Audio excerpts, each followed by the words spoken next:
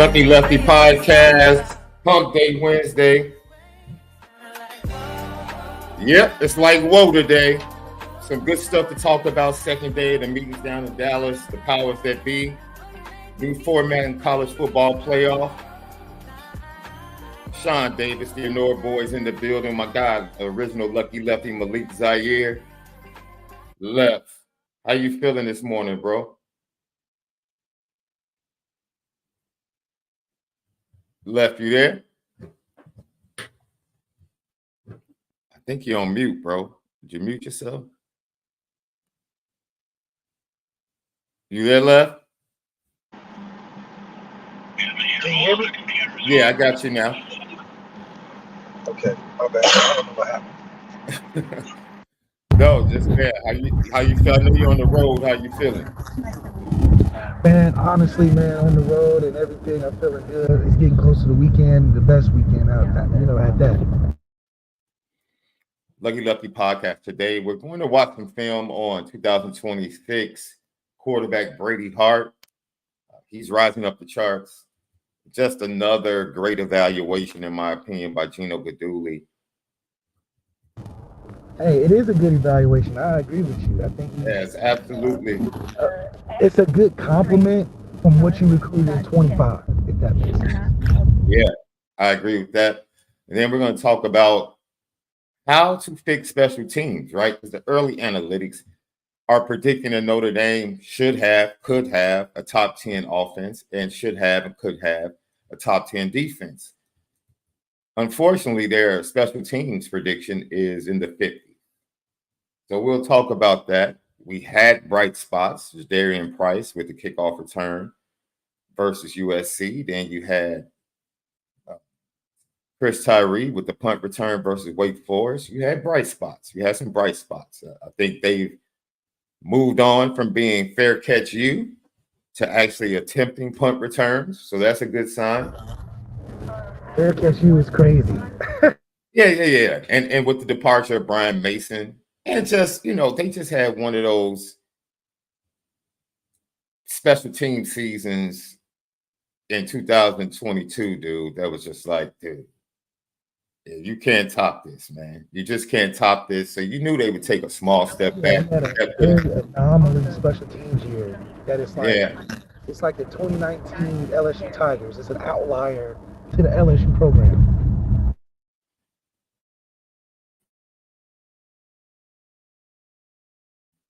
Left, you got like a little static in your mic. I don't know if you can come back in. Oh, I'm gonna fix it. Yeah. Lucky Lefty podcast. So we'll talk about that. But I want to start off talking about, because it was so funny. Left, man, I saw Notre Dame fans and fans of college football like discussing, like, oh my God, Notre Dame, according to the new rules, can only get as high as the 5th seed. And I'm like, dude, this isn't new information. Like, this has been the case for almost 2 years now. Like, why is everybody going crazy about this? And everybody's like, well, Notre Dame deserves this, and they need to join a conference, and this is why this, and this is why that. No. See, and shout out to my guy Brian Driscoll, because we had this discussion yesterday. Back in the 80s, bro, and into the 90s, there were more championships by independents than teams aligned with conferences. Wait, you saying there was more independent teams? No, there were independent teams in general. Yes. See, Penn State won 2, they were an independent. Miami won 3, they were an independent. Notre Dame won 1, they were an independent. Independents, Florida State won a championship. They were an independent when they won that. Before winning another one as an ACC championship. Independents were really dominating college football, 80s into the early 90s. They really were. And then the independents, for financial gain, started to join the conferences. Miami had to join the Big East. Florida State had to join the ACC. Penn State had to join the Big Ten. So if you look at the endowments, right? I believe the endowment for, say, Alabama. Alabama's endowment is just a little bit over 1.2 million. Alabama. Notre Dame's endowment is almost 20 times that as Alabama. See, Oh my God. Yeah, we're built off of endowment. We're like in the 30 million range or something like that. yeah. So it is crazy.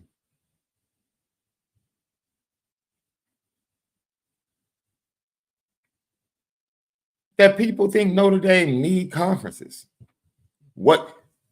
The question of the day is, why does Notre Dame need a conference? Because they don't need the money. Yeah, but that's what it's about. All of it is about money which we don't need. I mean, I think it also fits into why everybody needs Notre Dame officials as the adult in the room on these conversations. We make all the money. We tend to listen to the person that makes the money, right? It is almost laughable, almost laughable to this point, right? To where you have people still talking about money, Notre Dame, and why they need to join a conference. And it's like, you can't even match Notre Dame from an endowment standpoint. What makes you think Notre Dame needs your conference money? Yeah, it's almost like you're bribing us at this point. No, you're begging us, which leads me to my second point. Do you remember when all of this conference realignment was starting to happen? And people were saying, yo, Notre Dame is going to have to join a conference. Oh man, they were chatting about that all the time. Did Notre Dame go to conferences, or did the conferences come to Notre Dame? See, it's funny how this narrative gets painted, Left, as Notre Dame needing conferences, but it's the conferences that are begging Notre Dame and constantly getting turned down. Yeah, we just need to figure out what is the benefit that we're getting as Notre Dame joining. It can't be money. It's not niche audience because we're not a regional football team. That's what hurts when you're trying to show value to Notre Dame, is that we're already international. We're already nationwide. So the reach or the specificity to the region, we already have the advantages of what a conference will bring us.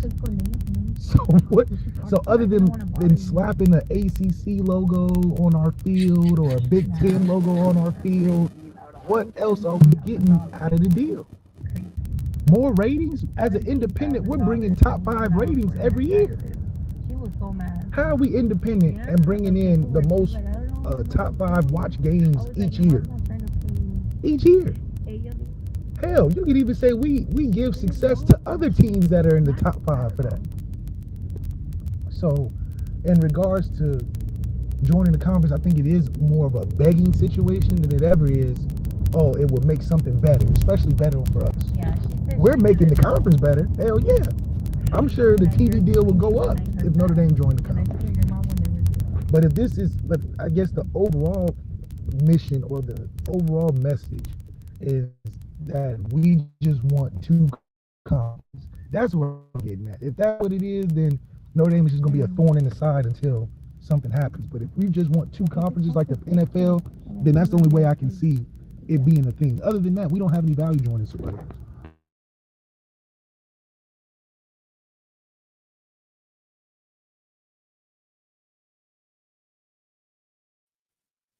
It's amazing to me, Left, in this time, in this space, that we're still having these same opinions pop up about Notre Dame. It's almost like comedians telling the same jokes that they told on their last special, Netflix special. Where's the new material? That's my college football fans, fans of other teams, fans of conferences. Where's your new material? Because this material is getting old. It's getting old. It's not funny. It's not worth the clickbait anymore. You need something else. You really do. Because at this point, all of the conversations about Notre Dame needing a conference, and this is why they haven't won a championship. Yeah. Being aligned with the Big Ten is why we haven't won a championship, as if Notre Dame being in the Big Ten West over the previous 10 years would not lead to 8 appearances in the Big Ten championship game. Are you kidding me? If Notre Dame had played in the Big Ten West, which is where they would have been aligned, more than likely, if they had played in the Big Ten West, Notre Dame wins 8 of the 10 championships for the Big Ten West. And they have 8 appearances in 10 years in the Big Ten championship with a chance to go to the college football playoff. It would actually be an easier road. Notre Dame has literally chosen the more difficult path. This is the crazy thing. People are trying to dump on Notre Dame for not joining a conference when Notre Dame has chosen the more difficult path, the more difficult schedule. I'll just say for the last decade. It's going back further than that. Notre Dame, because the Big Ten already having the East stacked, and geographically where Notre Dame lies, which is literally in the middle of most of the schools to the east and most of the schools to the west of them, would have purposely been put in the West to strengthen the western part of the Big Ten, and they would have dominated Illinois, Iowa, Wisconsin, Purdue, Minnesota. Dominated them. You talk about an easy schedule? Ha! What? What? They would have been in 8 of 10 Big Ten championship games. Easily. Easily. They were dominating the ACC schedule with 30 consecutive wins against ACC opponents. What do you think they would have done against the Big Ten West? How are you seeing that? How do you see that playing out? How? Notre Dame doesn't need the Big Ten for competition. The SEC is just not a match geographically for Notre Dame. Culturally for Notre Dame, it's not a match. It doesn't make sense.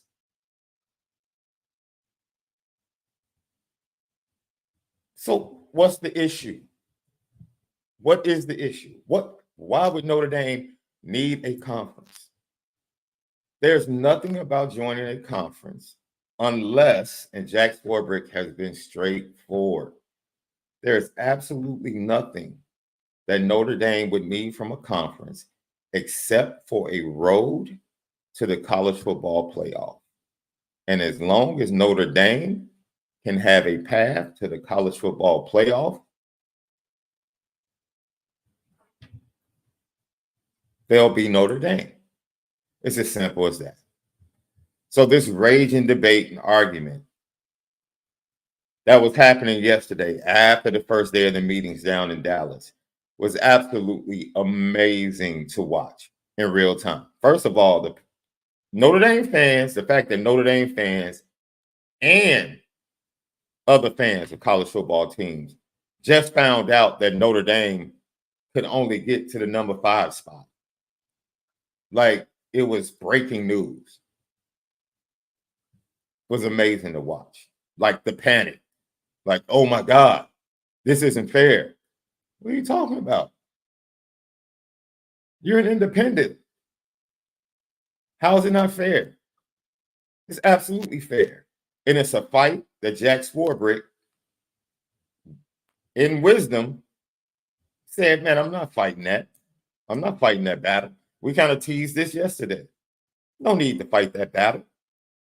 Big Ten, SEC coming into these meetings, join together at the hip. They want half the field. I'm not fighting them. You can have it. You want 6 teams guaranteed? You want 6 teams guaranteed in the college football playoffs, Big Ten, SEC? You can have it. Have at it. Go ahead. Do your thing.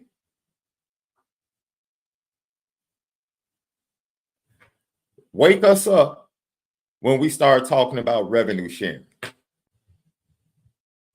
All of this format stuff doesn't make us a difference. Just the fact that it's expanded to 12, we're in the majority of the time. Just the fact that we'll be the number 1 seed. If we get to 5, Notre Dame will be the number 1 seed in the first round, pretty much, and face the weakest competition, pretty much, and then face the weaker of the top 4 seeds as they advance. I'm cool with that. I'm cool with that. I don't mind that at all, Left. The only thing. That's right. The only thing Notre Dame needs to worry about is money and getting that piece of the pie. Well, you can never have enough money. So I always think Notre Dame is going to entertain the idea. We just are trying to get the better end of the stick. That's just Notre Dame's MO. We'll do just the same in business. If you want to license their logo, that's 16%. Where else do they do that by just allowing you to license a logo? You got to give them 16%. So that just shows you that Notre Dame is in it for the Irish green, that money green, and that's fine. I just think that the NCAA is cheap, and so that's why we're not in the conference to begin with. I think all of this is because we feel like we can make money better than what these conferences can do for us. So it just turns into a relationship where they have to find more value for us, and they don't have it. I mean, if there was a conference where Alabama, Ohio State, USC, UCLA was all in it together, and then they're like, okay, come join this conference, I think we would do it. Because we would have the most TV ratings in one conference. I think because it's so fractured through Big 12, Pac-12, Big 10, SEC, that the money would never add up enough for us to not want to do it independently. So I think that's just the crux of it. But having a TV guy as an AD with Pete Pavakwa, by the way, talking to Pete on Monday, I don't know what I'm going to talk to him about. but that's what that Notre Dame network does, man. You just reach out. He said, call him. I said, you damn right I'm going to call you. I just don't know what I'm going to say yet. I'm trying to get him on the podcast. But having a TV guy in a position where college football is changing, NIL is changing, brands changing, I think it's another great move. You know, Notre Dame is making chess moves, not checkers. We hired Marcus Freeman. It turned out to be a really good hire when everybody outside of Notre Dame thought that it was a risk. You know, we got rid of Brian Kelly, who in a lot of places, I would say 98% of the country, that would be a damaging thing to lose a Brian Kelly. Seriously, I think we haven't acknowledged it enough because we know we can bounce back. We're always looking forward, but to 98% of the country out there, you lose your winningest head coach of all time, you're gonna go through some stuff. Like Nick Saban, I know you saw that Alabama clip. They look pitiful. Now, obviously, it's a 10-second clip, but in them 10 seconds, it looked like a totally different Alabama program. So that's why I said they were going to go 7-5. Are you still holding on to 9-3?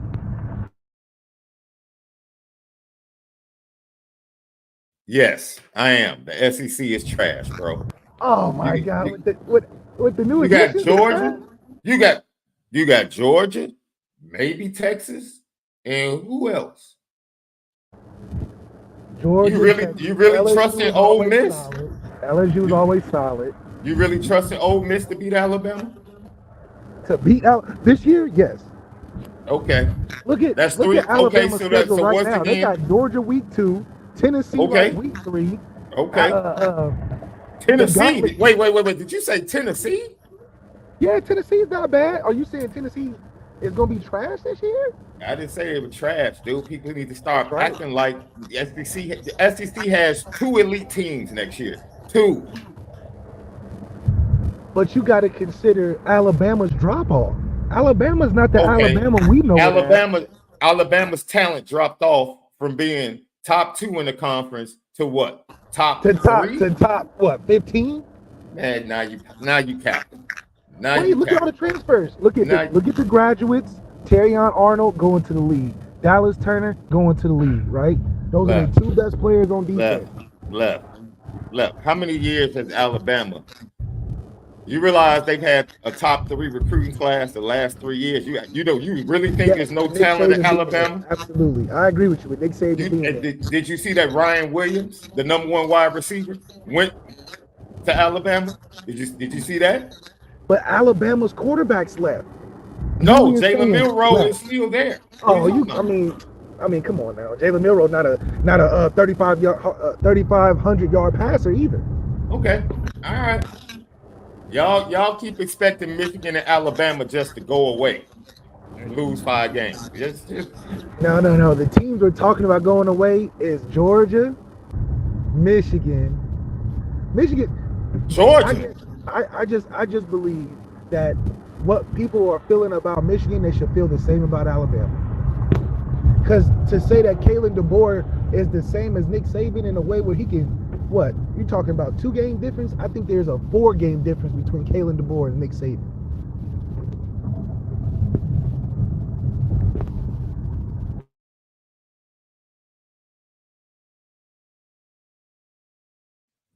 I don't see it, Left. So you're saying they're going to go, this is the toughest schedule. Okay, always talk about this. Why do you keep saying it's the toughest schedule? You're looking at names. Look at the teams, bro. Missouri's not an elite team. Tennessee took a step back last year. And now they have a freshman quarterback. You think they just all of a sudden about to be this gauntlet or tough team to play? It's Tennessee. So do you think that Alabama took a step back? Yeah, they took a step back, but they're still above the other teams. A step back, okay, in your step back version, what does that look like? Because 12-1 is where they were with Nick Saban, or 12-2. You're saying the step back is not much. So what is that putting Alabama at? Are they a playoff team this year? Does Alabama have one of the best quarterbacks in the SEC? No. Who's better? Carson Beck. 1. The quarterback from Florida, Mertz, is better right now. No. Graham Mertz? No. I know. Next. Go to the next quarterback. I'm not giving you that one, Left. I'm not giving you that one. I am not giving you that one. No. Listen, I'm not a Graham Mertz fan either. But what he did last year, you got to give that credit to. You got to. No.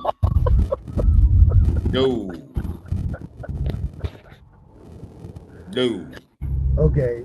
I'll take Garrett Nutt. I would take Garrett Nutt's spot. You're right. Oh, man, who would have? See, it goes back then to who is even the quarterbacks in SEC? Oh, obviously Quinn Ewers. So that's 3. Mm-hmm. So that's 3. Hold on. Mm-hmm. Now I gotta look. See, SEC quarterback. I'm glad. See, I'm glad. See, first of all, in the 24 class, which was the number 2 class in the nation, they only had 2 people leave the class, right? Everybody's like, oh, they had transfers. They had 2 serious transfers. But that's not one was also. Caleb Downs was 1 that left. But see, people feel like, yeah, that's huge. That's huge. You're right. That's huge. But they still have the number 2 recruiting class coming in. And wait a minute. They also got wait, let me finish. They also have starting nickel and safety Keon Saw from Michigan. They also have Jeremy Bernard, the wide receiver from Washington that came with the board. They also have Austin Mack, the quarterback that came with Kalen DeBoer. They also have Parker Braceford, the offensive lineman from the Joe Moore award-winning offensive line that came with Caleb DeBoer. They also have cornerback Damani Jackson from USC that came to Alabama. They also have Damani, offensive really? lineman Damani Jackson, LT Overton. Wait a minute. I know you're not bringing up a USC corner talking about making an impact. Wait, left. Was he not one of the top 5 corners from his class? Oh, we talking about college football. But see, this is my point. People keep acting like the cupboard is bare at Alabama. Oh, they lost this, they lost that. Fair, they still have a top 3 recruiting class coming in, and they have do they have a at top least 3 4 to coaching 5. staff? Say what? Do they have a top 3 coaching staff? They have a top 3 head coach in college football. Oh, top 3? Who's better? Board's top 3. Who's name 3 that are better? Steve Sarkisian, and I take. Wait. He's out coached. Wait, he's beaten Steve Sarkisian the last 2 times. Oh, last 2 times. So okay, what do you mean he's not a better coach? Who had better talent, Steve Sarkisian on his roster or Kalen DeBoer? Offensively, Kalen DeBoer. No. I said on his roster. I didn't say offensively. Well, then it's an even split. Steve Sarkisian had better defense. Washington had better offense. So it's an even split. Who is the better head coach head up? Who has proven to be better? Kalen DeBoer has won in the last 2 years. Oh, that's all I'm asking. So you got Kirby Smart. You want Dabo? I'll give you Dabo for having championships. Find me another head coach that's better. Oh, Utah's head coach. I'll take him. I like Utah's head coach. Okay. You wouldn't take him? Over Kalen DeBoer? No, I wouldn't. But I'll give it to you. Okay. So what I'll give it to you. You got their record as then? You're calling them a playoff team, Alabama? No, I didn't call them a playoff team. You said they're going to lose 5 games. You sound ridiculous. Well, okay, but a playoff team is, okay, what is it, 12 teams? The worst a playoff team can be this year is We're not arguing playoffs. You said they would be a 5-loss team. That's right, ridiculous. which is not a playoff team. That's what I'm arguing. They're not going to be a playoff team with 3 losses. Like, what's the point? I'm saying that Alabama is not going to be 12-2 this year. I They're not didn't going to say make the playoffs this year. Did I say they were going to be 12-2? I know what they're not going to be. They're not going to be 8-5. Oh, so what are they going to be? They won't be 8-5. Well, can I get a number then? It doesn't matter. They're not. Your point was they're going to lose 5 games. Yes. And you said Michigan's going to lose 5 games. That's what you said, right? Well, Michigan is not going to be top 5 at the end of the year. I don't know how many games they're going to lose. I haven't seen Michigan's schedule. But I agree that they're 6 right now for a reason. They just won a championship. So that just tells you they finna drop out the top 5 before November. Or top 10 before November. Okay. All right. College football doesn't even. We jumped Michigan, and we were what 9-4 last year, and we jumped them. So college football don't believe in Michigan. I'm just saying for Alabama, they're not going to be 12-2. So in that case, I don't think they're going to make the playoffs either. I just think their schedule mixed with their where they are. I like how you keep fudging and moving the goalpost on your original statement, which was they're going to lose 5 games. They're losing 5 games. I'm sticking. That's what you said. That's what you said. Playoff team. No. Forget the playoffs. Stand on the fact that Alabama's going to lose 5 games next year. Yes, they are going to be 8-5 next year. Yes. 8-5, 7-5. Because they played 7-5. So Alabama's going to be 7-5 next year. At the lowest, the best they can be. No. We're not. See, you fudging again. You fudging again. It's not far. Either they're going to lose 5 games. Not far. Well, I have to. You're not giving me a number, so I got to get a spread, right? Alabama is losing 3 games next year. Oh, okay. So that's Georgia. Who else? Oh, yes. I don't know who it is.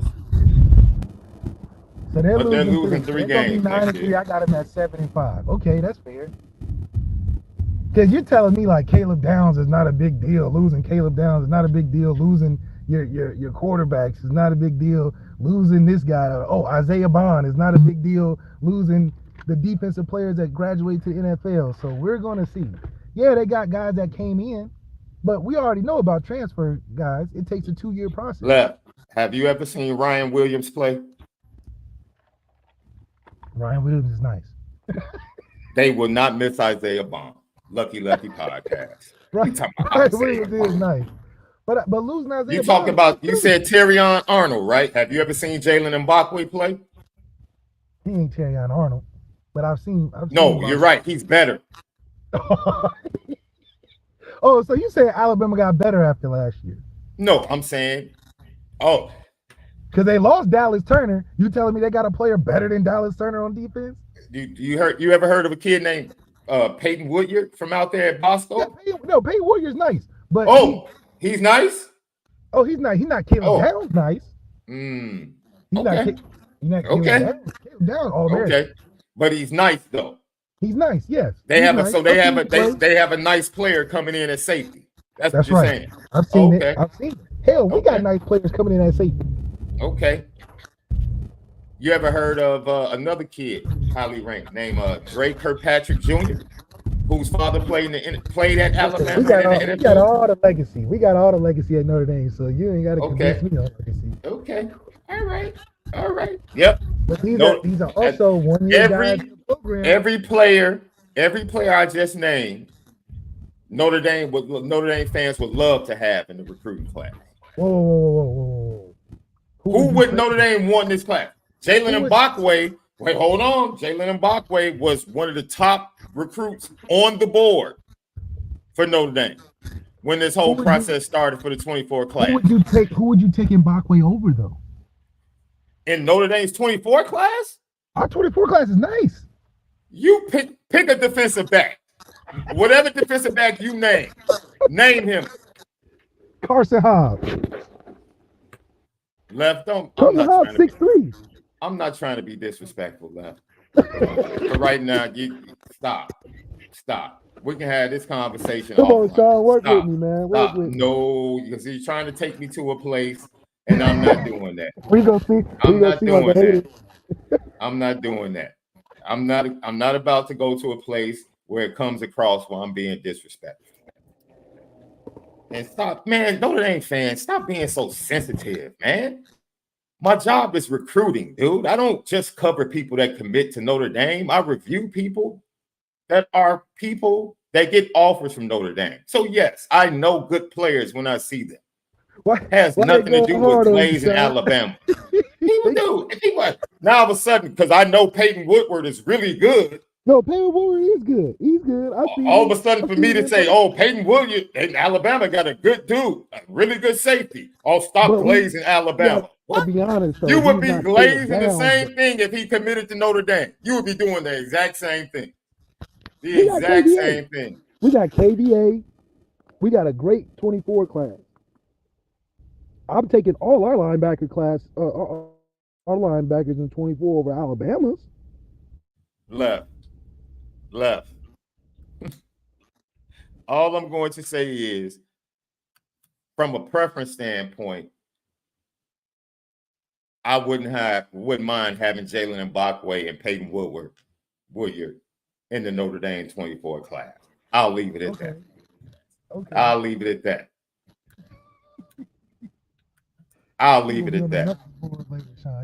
And that's crap. Anybody that calls me a Bama homer is full of crap, dude. Like, y'all, dude, Notre Dame fans are just so sensitive, man. They can't stand hearing good things about any other team other than Notre Dame. You speak good. We speak good about Georgia. Oh my God, y'all some Georgia homers.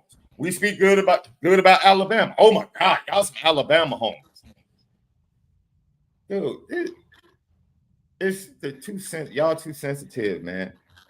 You're too sensitive. Oh my God. You talk about Caleb Williams too much. Like, the only good people we can talk about in this world are Notre Dame. Anybody else?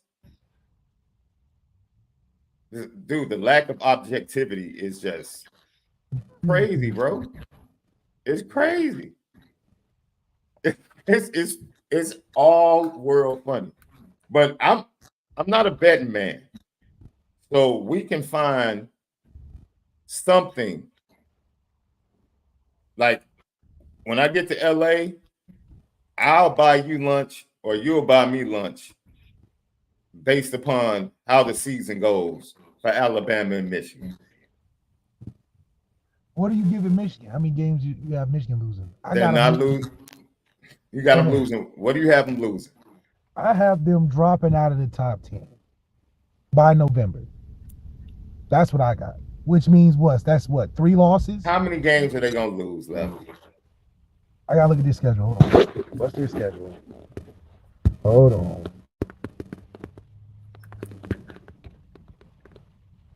Because I for sure got Alabama losing more than 3. Mm-hmm. All right, Michigan schedule 2024. Texas, that's a loss. That's 1. Oregon, that's a loss. Are you sure about that? I got them losing to Texas at the big house. Are you sure about that? I got them losing to Texas, losing Northwestern, losing to Ohio State. Left. And man, let's go to the next topic. Let's go. That's Lefty okay. Podcast. That's 5 losses. This man just said, Oregon, Left, you lost here at Northwestern. Left, you said Northwestern. Northwestern's the trap game, though. That's what okay, they got to have one trap game because they playing Northwestern right after. Hold on, wait. They're playing Northwestern right after. Right after what? Well, I'm not going to count Indiana, but they're playing Ohio State the week after. They're going Oregon, IU, Northwestern, then Ohio State. That's a tough 4-game slate. You just called that a tough 4-game slate? Do you have them beating Oregon? No. Do you? I mean, if you do, then never mind. If you don't have them, right now, I would take Oregon. Well, I have to see Oregon's quarterback too. Why? Dylan Gabriel, you done seen 5 years of him. Yeah, I have. That's my point. I have seen 5 years of him. You don't need to see Michigan's out. My point exactly. I've seen the ups and downs of Dylan Gabriel. They both teams had quarterback issues. First year starter. All I'm telling you is that Dylan Gabriel he's not about to grow. He's still going to be 5'10", and he's still going to be small, thinly built, and he's still going to be injury prone. That's what I'm telling you. But what's that got to do with the Michigan quarterback though? Because Dylan no. Quarterback, dude, that Michigan quarterback situation was going to be what it was going to be. and that's why they're going to be 7-5. But guess what the Michigan quarterback has to do the majority of the time? See, I don't know about that. I don't know about just turning around, handing the ball off. So now all of a sudden, Donovan Edwards is going to be trash now all of a sudden? No, he's not going to be trash. So now all of a sudden, Michigan is going to forget how to run block and not have a good offensive line all of a sudden? I think that because they don't have somebody efficient at quarterback, they just can't run on everybody. I think that. How long did it take J.J. McCarthy to become efficient? How efficient was he at Penn State when they ran the ball 30 straight times? 2 years. How efficient was J.J. McCarthy in the championship game? How efficient was he against Alabama? When has Michigan had an efficient passing quarterback? They haven't had one the last 2 years. So you're saying that there's a better quarterback in that Michigan room than what JJ was right now? Not saying that, but what I'm saying is if they're not going to get the same production from the quarterback this year, and you don't even know what the production from the quarterback is going to be this year, they're not going to win based off of just running the football like they did last year. Because JJ McCarthy, as average as he was, left. How many tough games on that schedule? Don't talk to me about Indiana. Don't talk to me about Indiana and Northwestern. No. What are the 4 tough games? I'm not going to bring up IU. There's 4 games. Northwestern's not a tough game. Stop. There's 4 games that are tough for Michigan next year. Oregon, Ohio State, Texas, and Washington. 4 tough games. Washington, with everything they lost, is a tough game. You think it'll be a snooze fest like IU would be? No. If you think Michigan is taking a step back, what do you think Washington is about to do? I think there'll be a competitive game for Michigan.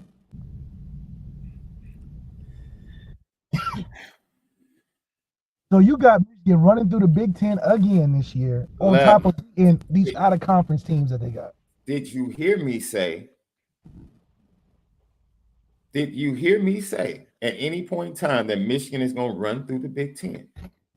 Well, you're saying You said they were going to lose. You're backing off of it, but a couple of weeks ago you said Michigan is going to lose 5 games. That's what you said. You said the absolute same thing. I got them at 4, potentially 5 games. I got 4 guaranteed. Stop. And potentially 5. Just stand on the 5. Why are you fudging? Okay. Why are you going 4 to 5? Just stand on the 5. I'll stand on the 5 then. You're just discounting Northwestern's success. You're discounting the fact that Michigan State will be better. You're discounting the fact that they're going to be in a tough situation offensively because you don't even know their quarterback. Bro, I don't know their quarterback. What Northwestern success? What was Northwestern's record last year? Winning 8 games. So Northwestern's going to win 8 games next year. I think they'll be competitive with Michigan and possibly beat Michigan next year. Who's Northwestern's quarterback? You know, the big old lumberjack dude. I forgot his name. He the one they played this year, he graduated. So who's the new quarterback? Well, I thought it was that dude. No, it's not. They both keep talking about you keep talking about Michigan having a new quarterback. Guess who else has a new quarterback? Ohio State, Northwestern. Ohio State spent $13 million on the quarterback. Washington got a top guy going in, Desmond Williams. I'm a big fan of him. Out of Arizona. I actually trained him. Big fan. Okay, I'm gonna show love to him for the simple fact that you trained. That you trained. The fact that you trained him, I'm going to show love to him. I'm going to show love. But we have to stop, man. And then somebody in the chat said this is a Notre Dame podcast. Maybe we have to reiterate the brand of this podcast. This podcast was strictly named separate from anything that had anything to do with Notre Dame, so that our podcast would not be put in a box. The name of the podcast is Lucky Lefty Podcast. I'm a lefty, he's a lefty, and he's the original Lucky Lefty. We are centered around Notre Dame football, but we are not pigeonholed to Notre Dame football. And from a content standpoint, we're never going to be pigeonholed to that. We're not. So when we see good teams, we're going to talk about said good teams.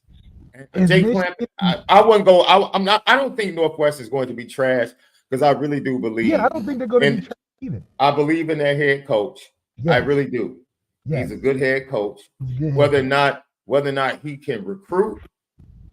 It's hard to recruit at Northwestern. Well, obviously it's not because we take all the graduates. We might be recruiting the same people at Northwestern. I mean, it's like Northwestern's our G League team. You know how everybody got a G League team, NBA? Northwestern's our G League team because once they get trained up, get 5 years in, they graduate to the next level. Come to the So look, man, I get it. I just don't agree that they're going to take Alabama losing 3 and Michigan losing 3. I have Alabama losing 5, Michigan losing 5. Or how many games you got Michigan losing? Because they're not beating Oregon. They're not beating Ohio State this year. Based upon what left? What gives you confidence in Ohio State? What?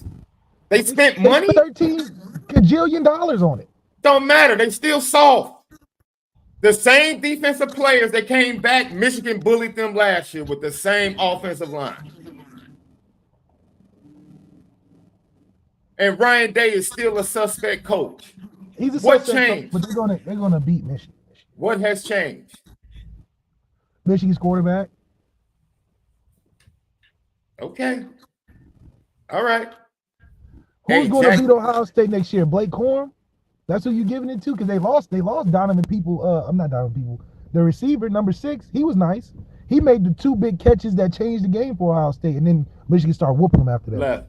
Left. You do realize that Cade McNamara beat Ohio State, right?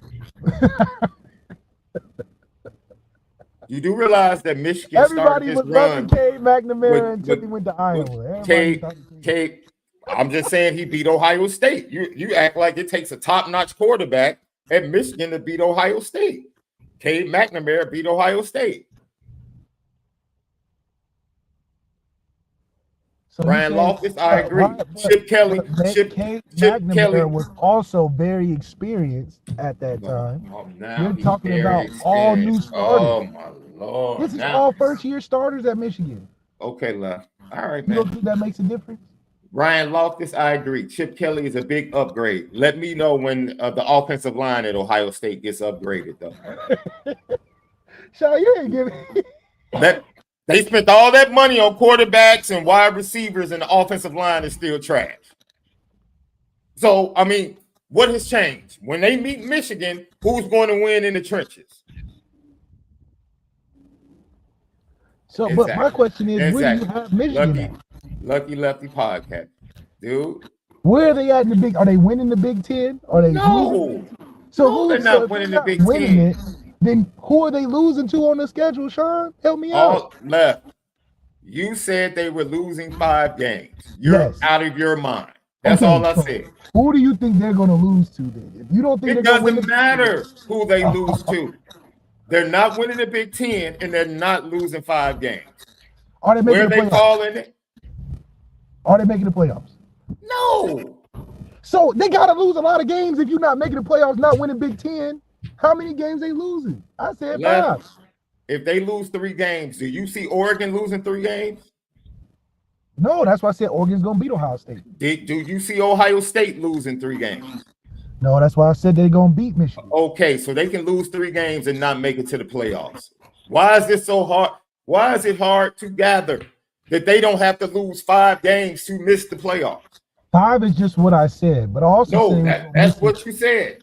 You said they were going to lose 5 games. Yes. Which obviously results in no playoffs, regardless. Who said they were making the playoffs? That's what I asked. I said, do you think they're making it? Okay, you don't think they're making it. So how many games? So they're going to lose 3 or 4? It doesn't matter because they're not losing 5. That's all that matters. So who are they losing to? I don't care who they lose to. They're not losing 5. Yeah, okay, so they got to lose to somebody if they're not making the playoffs, not winning the Big Ten. Ohio State going to be in the Big Ten championship at least. That's the team to beat in the Big Ten right now. Okay. All right. Hell, Michigan might even lose to USC. Miller Moss on fire right now. Okay. All right. Lucky Lefty We're podcast, on the man. same thing, by the way. We both agree they're not going to make the playoffs. We both agree they're not going to win the Big Ten championship, which means that we both agree they're not going to be in the top 10. So I don't know what we disagreeing about. I'm just saying who they're going to lose to. You're not telling us who they're going to lose to. You're the one that made the definitive statement. I never made a definitive statement. I said Alabama and Michigan are going to take steps back. You decided to go overboard and say they're going to lose 5 games. Okay. Okay, so you're considering 5 games overboard then. That's the difference. Are you We kidding agree me? on the same thing. Alabama and Michigan are not the teams that they're ranked at. They're not going to be that by the end of the season. That's basic common sense, just with the departure of Nick Saban and Jim Harbaugh. But that was my whole point. The Nick Saban. No, your point was they're going to both lose 5 games. That was your point. Because of the coaches they lost. Okay, then stand on it. Nick Saban. Stand on that. Absolutely. That has nothing to do with missing the playoffs. They can miss the playoffs losing 3 games.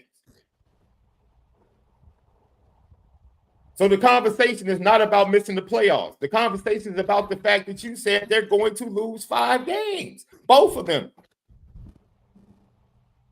That's what you said, with confidence. Yes. Okay, that's it. But you won't tell us how many games. I know the conversation is, are they going to lose 5 games? You say they will, I say they won't.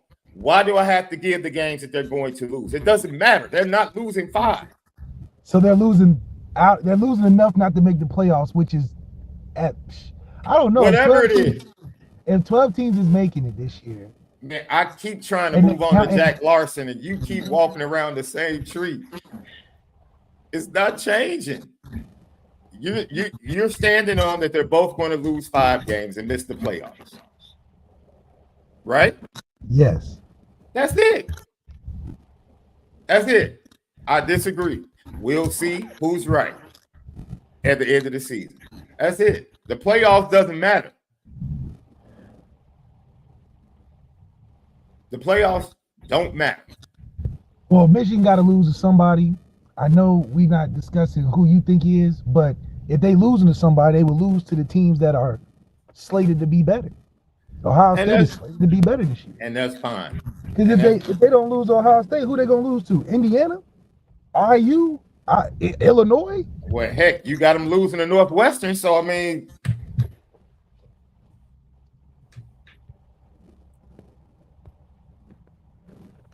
Man. Hold on, let me remember. Okay, Ohio State lost. Oregon lost. Texas lost. Washington lost.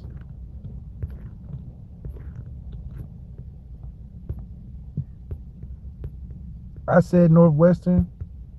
So, yeah, I mean, that's 4 or 5. Okay. Can we look? Alabama's schedule is way worse. Okay. You think they're both going to lose 5 games. We've established that, Left.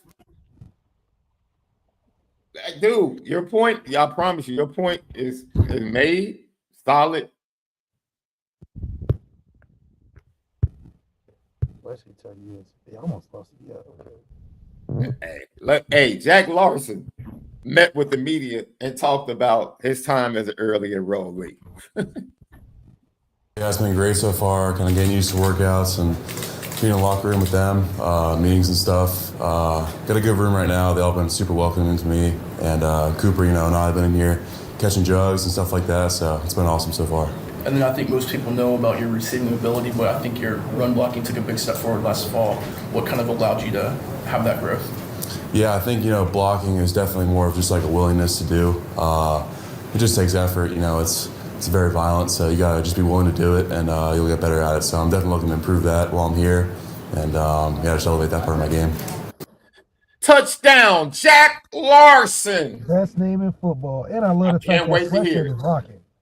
Sweatshirt Can't wait to hear. Nice. Absolutely. I love the fact that he knows that if he wants to play early, he got to block, and he knows that the key to it is it's all about your mindset. You got to want to block somebody. That's the key to blocking, wanting to. He seems to know that.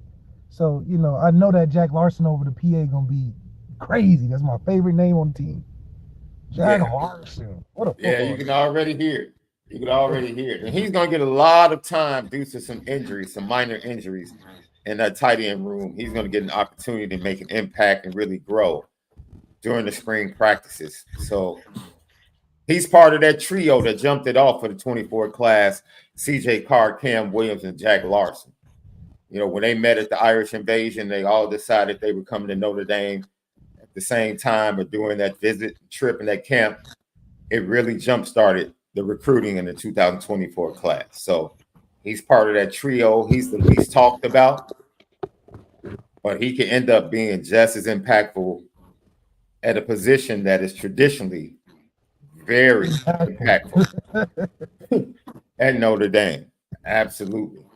So he also talked about Mike Denbrock, and they've been meeting with Mike Denbrock. And I guess there's an allowance with a new coach being able to take meetings with positions and the offensive side and things of that nature. And Jack Larson talked about that and talked about Mike Denbrock.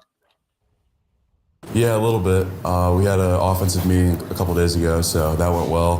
Kind of just hearing his expectations and how we're going to run the offense. And he was awesome. I was excited to learn from him, and he has a ton of experience with tight ends and offenses in general, so it's going to be fun. Speaking of tight ends, there's a great history of that here at Notre Dame. What's it mean to play here? It means a lot of big names, big shoes to fill. So I'm excited for the future, and yeah, excited to work with this offense and these coaches. Just overall looking at this offense, just what's the outlook looking like? We'll see. I mean, come in, work hard, and got a good room right now, and kind of just do my thing in the spring and see how everything shakes out. I like this young man. Yeah, man, real solid guy. I think he's just one of those guys where you don't have to talk about much. He just makes himself known on the football field. Yeah. He remind me of Jeremy Shockey. He got us a nice Jeremy Shockey player. Whoa. Hey, if he can play like Jeremy Shockey, boy, we're cooking with grease. He's gonna be all right. I'm telling you. Yeah, you darn right. But Jack Arson having a great football name like that, no way you gonna fail, man. No way. Do you think Notre Dame traditionally would load up on 2 or 3 tight ends in a class? And they've been sticking by one tight end lately. Do you think that is a sign that things might be changing as far as the offense that was more run, tight end, pass focus? Well, I think we solidified ourselves in really reaching a point where we can develop tight ends at our pace where we're going to get, if you're recruited by Notre Dame and you come there as a tight end, you're going to get your time. You're going to get your 3 years. We're not going to treat it as an uncertainty like other positions that we're recruiting heavy every year. Not that we're not recruiting tight ends. I just think we had a formula for tight ends based on what we do anyway, that we're going to really develop and give a guy 3 years, 4 years, or whatever to really get his chance to make his mark, which has been the trend. I mean, Cole Kmet, you got Brock Wright, you got obviously Troy Nicholas, you got Ben Koyak, Alize Mack, who, disappeared at times and then had a great last 2 seasons. He was always in. He played freshman year too. He just, whatever happened, he was able to figure it out. So these tight ends that we're bringing in and having, Michael Mayer, the all-time tight end. So maybe after going through something like that, we've seen, okay, we don't have to press having all these tight ends. We get one. We already got ones in the tank. Tommy Tremble, guys that, okay, your first year you do a couple things, and next year you're full-time. So Mitchell Evans, hell, we sat a tight end to put Mitchell Evans in no matter how he was. Hurt, gave him his time, he recovered, brought him back out. First day.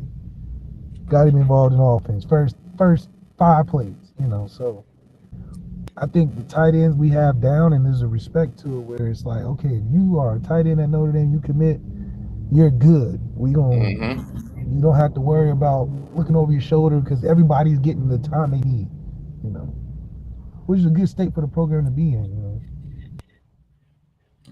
I agree with that. Lucky Lefty podcast. It's the fact that tight ends coming in, man, I know I got a block. It's like, okay. At least that point is put across. What did you like about, or what do you think Mike Denbrock is doing right now in these meetings? Like, give Notre Dame fans a picture of what the meetings might be like. Is he installing the offense? Is he laying the foundation of concepts for Riley Leonard, like you talked about? How do you think Mike Denbrock is going about getting them prepared offensively to go into the spring? Well, cool thing is, I don't know about so much as now. He's probably done some things differently, but Mike Denbrock's offense has always been very digestible, and it's always been about focusing on the details of certain routes. So, like, our biggest route with Mike Denbrock was a choice route. It was a 12-yard curl route, but if you got pressed, it was an automatic go. So just the dynamics and the techniques and all the things you talk about, just breaking down that main play is what you do for day one install. Like, I still have his playbook today. It's pretty big, but even though it's big, the first couple of days you're going to go over your base formations. You're going to go over what you call the positions. You're going to go over the theme of the offense. Real digestible things where, it's another version of school. It's not. The good thing about Mike Denbrock is he's not so much of a lecturer where he's just going to break down one play for 45 minutes He's gonna tell you what the play is and what the base of the offense is. Then we're gonna watch a bunch of tape. We're gonna watch Will Fuller. You know, I hope he still got some Will. Well, hell, he's had some good receivers since Will, so he might, you know, bring an OG tape out for Will. But I do think that him being an OC is a little different. Obviously, I had him when he was like half OC, but passing game coordinator, but receiver coach. So it was like a different time. Now with him in full control, it will be interesting to see how he runs it. But when he always, I'm speaking from the perspective of him being the receiver coach slash passing game coordinator, I guess. You know, he called plays too, but you know, he loves what he likes to do. I remember now, funny enough, we've had arguments on the field before about plays that he's called. But taking a step back, I guess I see what he was doing, but you know, I just know that he loves what he calls and he's committed to what he's doing. So you got to buy in. So that's the other thing. Buying in matters because you see the success of guys that buy in and you see stars arise from that. You know, you see your TJ Jones, you see your DeVarses, you see your Wills, you see. So yeah, if you can buy into what he's doing, you're going to get the football and it's digestible offense. And he's not so much of a stickler. It's more of like, all right, I'm going to trust that you're going to learn this play, but you got to have your part in making this your own play. I'm going to lay it out there. You know, I'm not going to necessarily tell you wrong and I'm going to get on you, but you got to make that your play. You got to take, you know, the professionalism and do your part. Because he's so focused on, okay, we're trying to attack the defense in these ways. These are the plays we run in. I need y'all to know these plays, that sort of thing. You got to be like, okay, this choice route is a main route. I got to study my opponent, how he plays it. Because Coach Denbrock's expecting you to go out there and, you know, execute. Which is, I think, what made us so successful and why it worked so well with Brian Kelly was Brian Kelly wasn't so much of a stickler, more of a program organizer. You know, he ain't going to teach you technique. You're going to have to get on YouTube. You know what it is. Denbrock's going the same way. I'm going to give you a bomb plan, but you got to help me execute this by being good at your job, you know. So that's doing your job. That's where all that stuff comes from that you talk about so much. But the best thing about it is that anybody coming in can grasp it for their own, learn it, and you can be successful with it because it works. You know, it works when you buy in.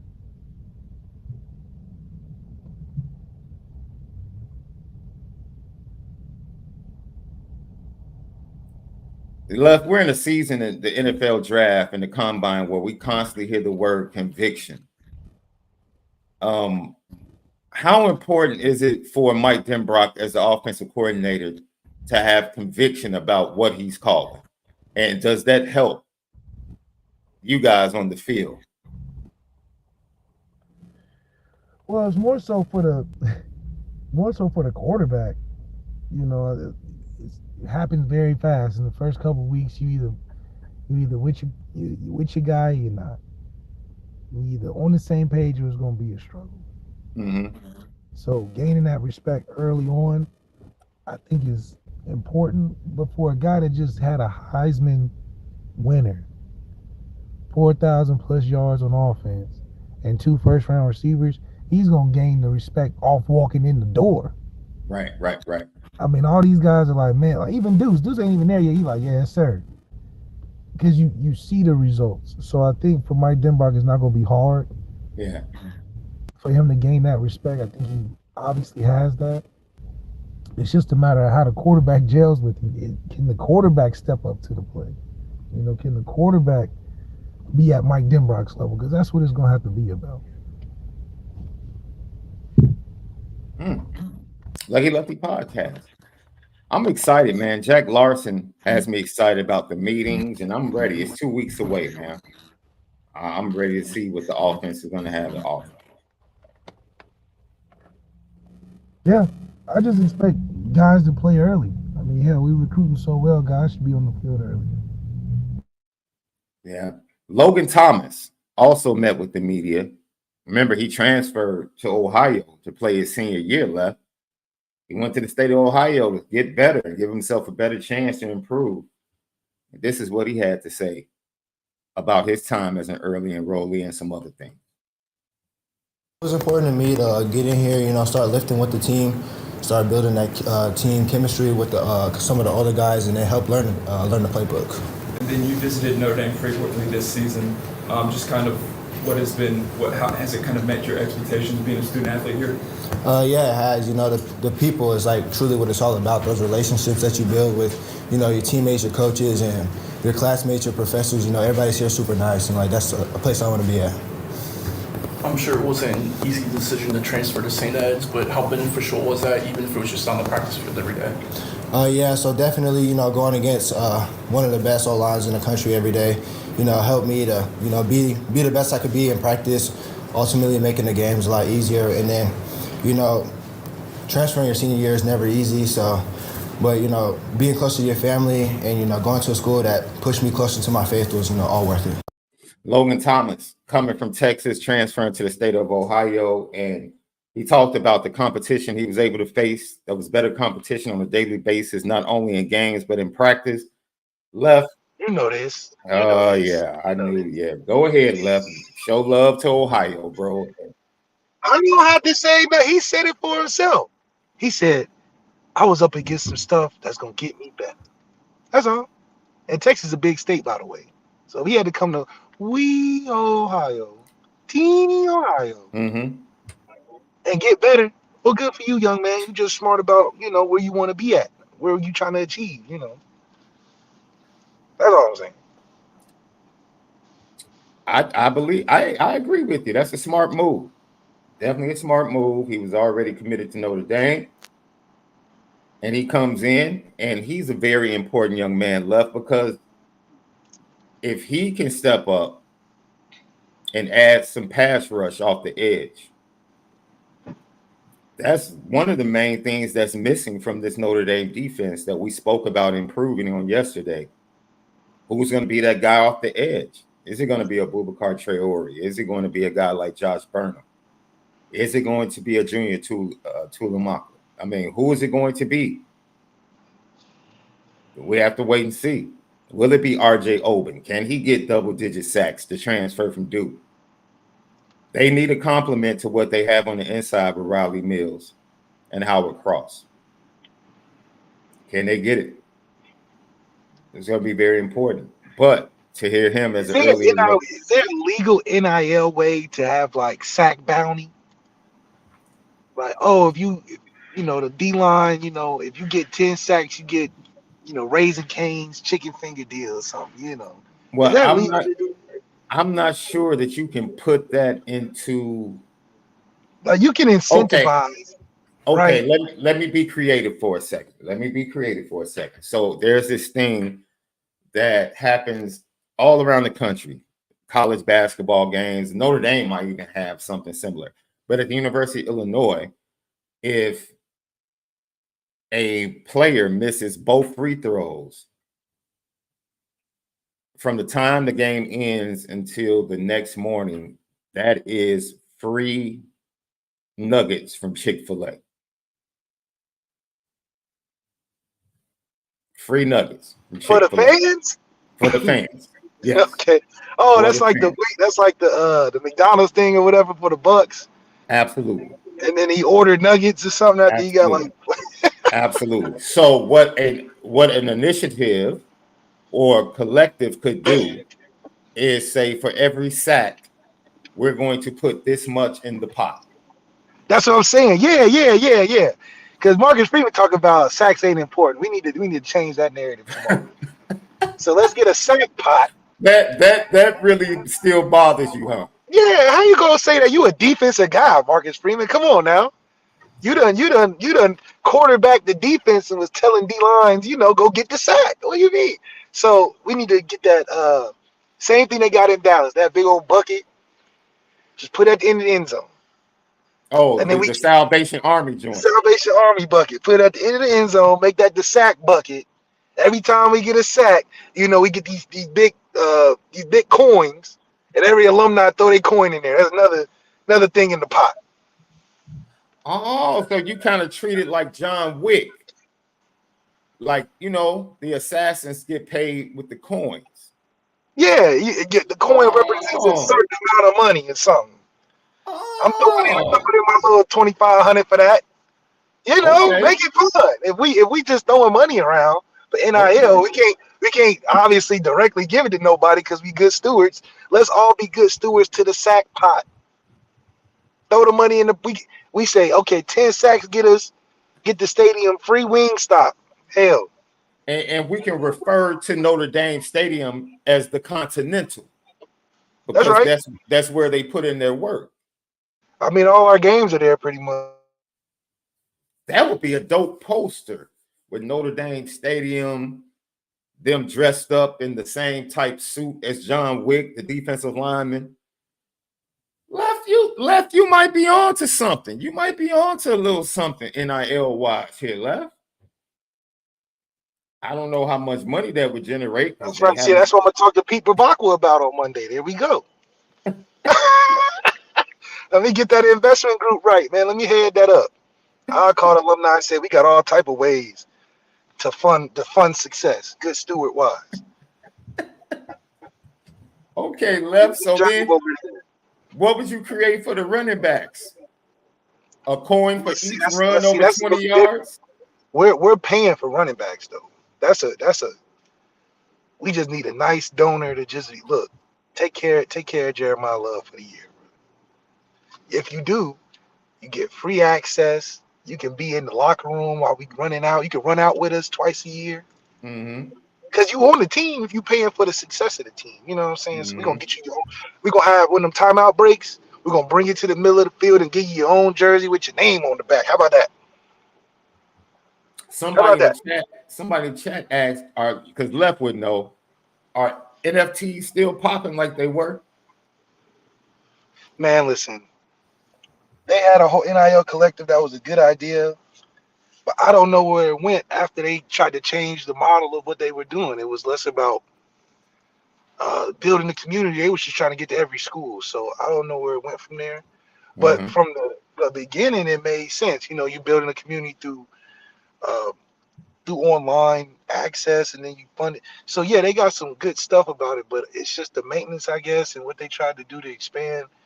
It just didn't stay Notre Dame or in that section. So that's all I really know about it. But I do think having the NIL being accessible is easy to have people who have money to have ways to invest it. If you Mm. ain't got no money like half of these schools, then yeah, you're gonna have to do something different. But with us, it's just about how do you want to invest it? Because at the end of the day, I did the 24-hour thing that Notre Dame has, Notre Dame Day, and I was there, and they raised 5 million in 5 hours. It was crazy. So they got people that got money. You know, They raised how much in 5 hours, dog? I was there for 5 hours, and they raised $5 million of us just bringing on like different Notre Dame people and asking questions and taking questions from fans and I mean they Notre Dame knows how to run up the bag. So I'm like, okay, I know there's ways that we can help the team. Mm-hmm. Yeah, So, shout out to people of Aqua. That call on money is gonna be huge. so I just want you to reiterate. In 5 hours, they got 5 million. Ladies and gentlemen, the endowment, what Notre Dame raised in 5 hours is more than endowments for some of the top college football programs. I I just know man, our collective I would be crazy.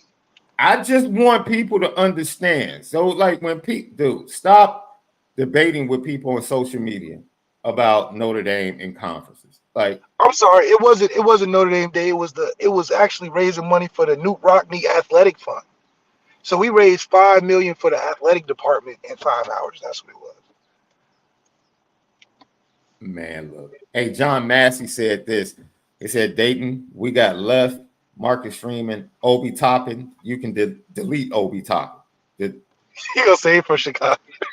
Just delete that. No, he's not. I wouldn't even claim him if he was from Chicago. Just okay. Gruden, Martin Sheen, Paul Lawrence Dunbar. That's fantastic. Candace Smith, that's wonderful. Actress, attorney, and Miss Ohio 2003 Brains and Beauty. Okay. Hold on, we got John Legend. We got John Oh, Legend. okay. Ordinary people. You know where you got that from? Who, Ohio. They ordinary who, people. who found John Legend? What? Oh, my fault. My fault. I'm What? interrupting you, Left. I'm interrupting you, Left. Go ahead. My bad. I'm sorry, Oh Left. my God. I'm sorry. That was rude. That was rude of me. Go ahead, Left. Go ahead. You said I'm just John saying where Legend. the thing went from, man. I'm just saying where Yeah. You're right. John Legend. Now keep going. we got 3-point champion. We got 3-point champion, NBA legend, Daquan Cook. We Mm-hmm. got obviously the man that made Jordan so special, Ron Harper. Now, let's not forget about how special Ron Harper was, but he's from Dayton, Ohio. Let's put that on the map. Mm-hmm. You know what I'm saying? I mean, it's just a small little community, bro. Mm-hmm. It's we're not talking about big cities like Chicago or LA or Miami. We talking about small little Dayton, all that impact. Look at that. Bicycles, planes. I mean, you name it. Dave Chappelle. Cat Williams already told you he from Dayton. Let's not forget that. Mm-hmm. So entertainment, we got entertainment, sports. What you need? Technology, National Cash Register. That was in Dayton. Remember that? All them transactions you had? Where it come from? Okay, let's not forget. We also had a big GM plant in Dayton. Dayton was buzzing now. Dayton was buzzing. Buzzing. Wright-Patterson Air Force Base, the biggest Air Force base in the country in Dayton. Sinclair Community College. What? Yeah. Let's not get started on that. That's a whole matter of fact. Did you know for its size, Dayton is one of the top 5 cleanest cities? The streets is clean. Boy, you need to run for mayor. I'm just telling you. I'm just saying. The Ohio players from Dayton. Matter of fact, not from nowhere else. From Dayton, Ohio. Roger Troutman, his wife, Carolyn Troutman, was my 3rd grade teacher. But computers wasn't even around when they made the song. So we got time travelers. What? Time travelers from Dayton. When they made Computer Love, computers wasn't even a thing. Internet? What? Come on, man. We was ahead of time. That's what happened. I'm just saying. Did you say Dayton was one of the top 5 cleanest places, bro? Cleanest cities. Yes, sir. If you go there right now, it's not a trash in sight. Left, I'm going to take your word for it, man. I've never been. I don't see a visit in my future unless I'm with you. Look it up. Dayton Triangles, first professional football team. The Dayton Triangles. All Wikipedia facts. Hey, Jay Clampett said you lying. He's there right now. Go downtown right now and take a picture and tell me. Go downtown. Oh, if that's go the downtown case, right now and take a picture. If that's the case, Chicago has one of the cleanest cities. If we just going based on downtown, I mean, what other can we judge? What else can we judge? Your downtown is everything. That's where your government buildings are. So City forget the rest Hall. of the city. Just forget the rest of the city. Just judge City everything Hall. by downtown. Man, when you want to make change, you go downtown. You know what I'm saying? The Dayton Dragons? Let's not talk about the Dayton Dragons and the importance of the Dayton Dragons. I'm just saying. You ain't never heard of, man. When we come back, we'll watch film on 2026 quarterback Brady Hart. Yo, he might be right up there with Ryder Lyons and Brady Schmeichel. Like, we'll be right back, man. Lucky Lefty podcast. Left is in his bag today, ladies and gentlemen. He is truly in his bag. We'll be back. What's up, family? The merch shop is finally here. Lucky Lefty Network merch shop. We got it all. From the shirts to the hoodies to the hats to the nitty gritties. Come here right now. Shop with us. Come get the swag because you know, if anything else, We spin it different. You see the Grady. You see how we get down. It's elite.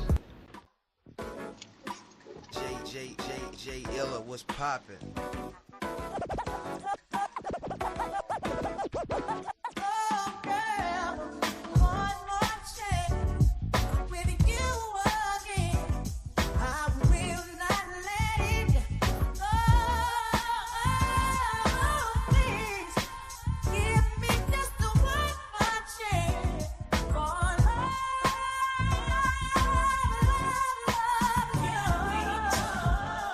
Yep. Let's talk for a minute. Lucky Lefty podcast. ONORA boys in the building. Shout out to my boy Jay Illa. Good looking on the intro and transition stuff for us right here. Audio edibles each and every day. Yeah, man. Audio edibles each and every day. Apple Podcasts, Spotify, YouTube. Jump in with us. Subscribe. Smash that like button. Man, let us know. We had a couple of leftovers from yesterday. We'll get to those in a minute. And then make sure that you go to the merch shop. That's right underneath all of our YouTube videos. Support. We appreciate you.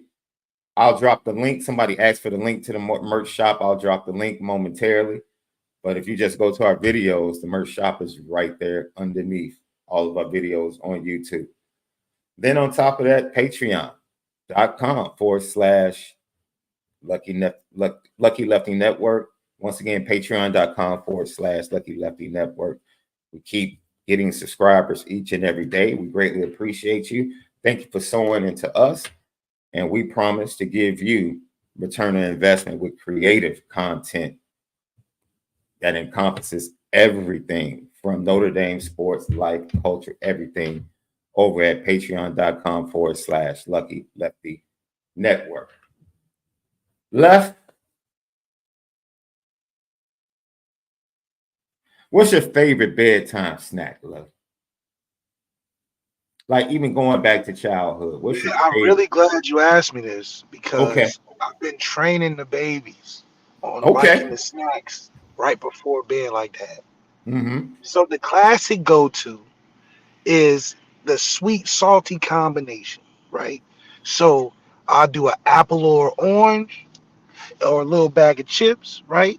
So then you hit the chips, then you end with the sweet, go to bed real nice. You see what I'm saying?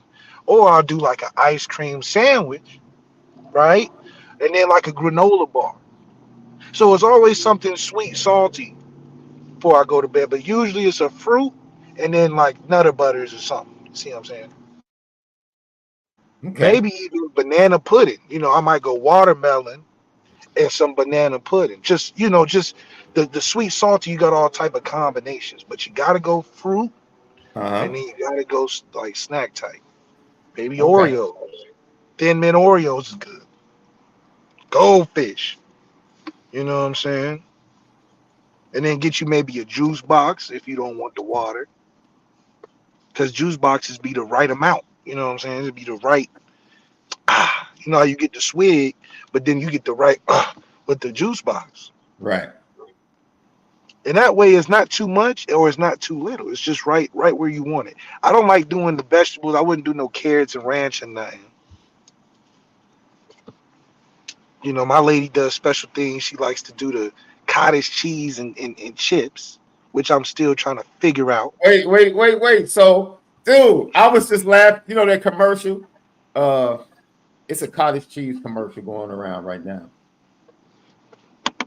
What's that brand? The cottage cheese. It's because it's a catchy tune. That's why I know. It's this brand of cottage cheese. They have a commercial going right now, and the tune is so catchy, bro. Yeah. And I laugh every time I watch it because I say to myself, "Who in the heck eats cottage cheese like that?" That's right. I mean, hey, eat it like yogurt. They eat it like yogurt. Wait a minute, no. Listen, a cup of cottage cheese in a spoon. They got the cereal bowl out. I said, "Oh, we about to eat some cereal." Oh, no. This is the cottage cheese and chips combination. Like, you know, you got yogurt and you sprinkle the granola in there. Now just imagine the yogurt being cottage cheese and the granola being the chips.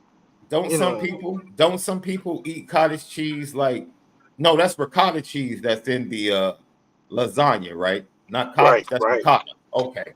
Okay. Mm. You can put cottage cheese in spaghetti. The nanny do that. I ain't never seen no. They put cottage cheese in the spaghetti, and What? I didn't even know I was eating it. I didn't even That's know I was eating it. that's not spaghetti, bro. No. It's called it's spaghetti, but it's not it's not an American spaghetti. Oh, okay. One of them countries where it's warm at. So like cottage cheese is one of her top condiments, then. That's what you're saying. It's a snack time favorite, apparently. You know, mix that with some Cinnabon here or there.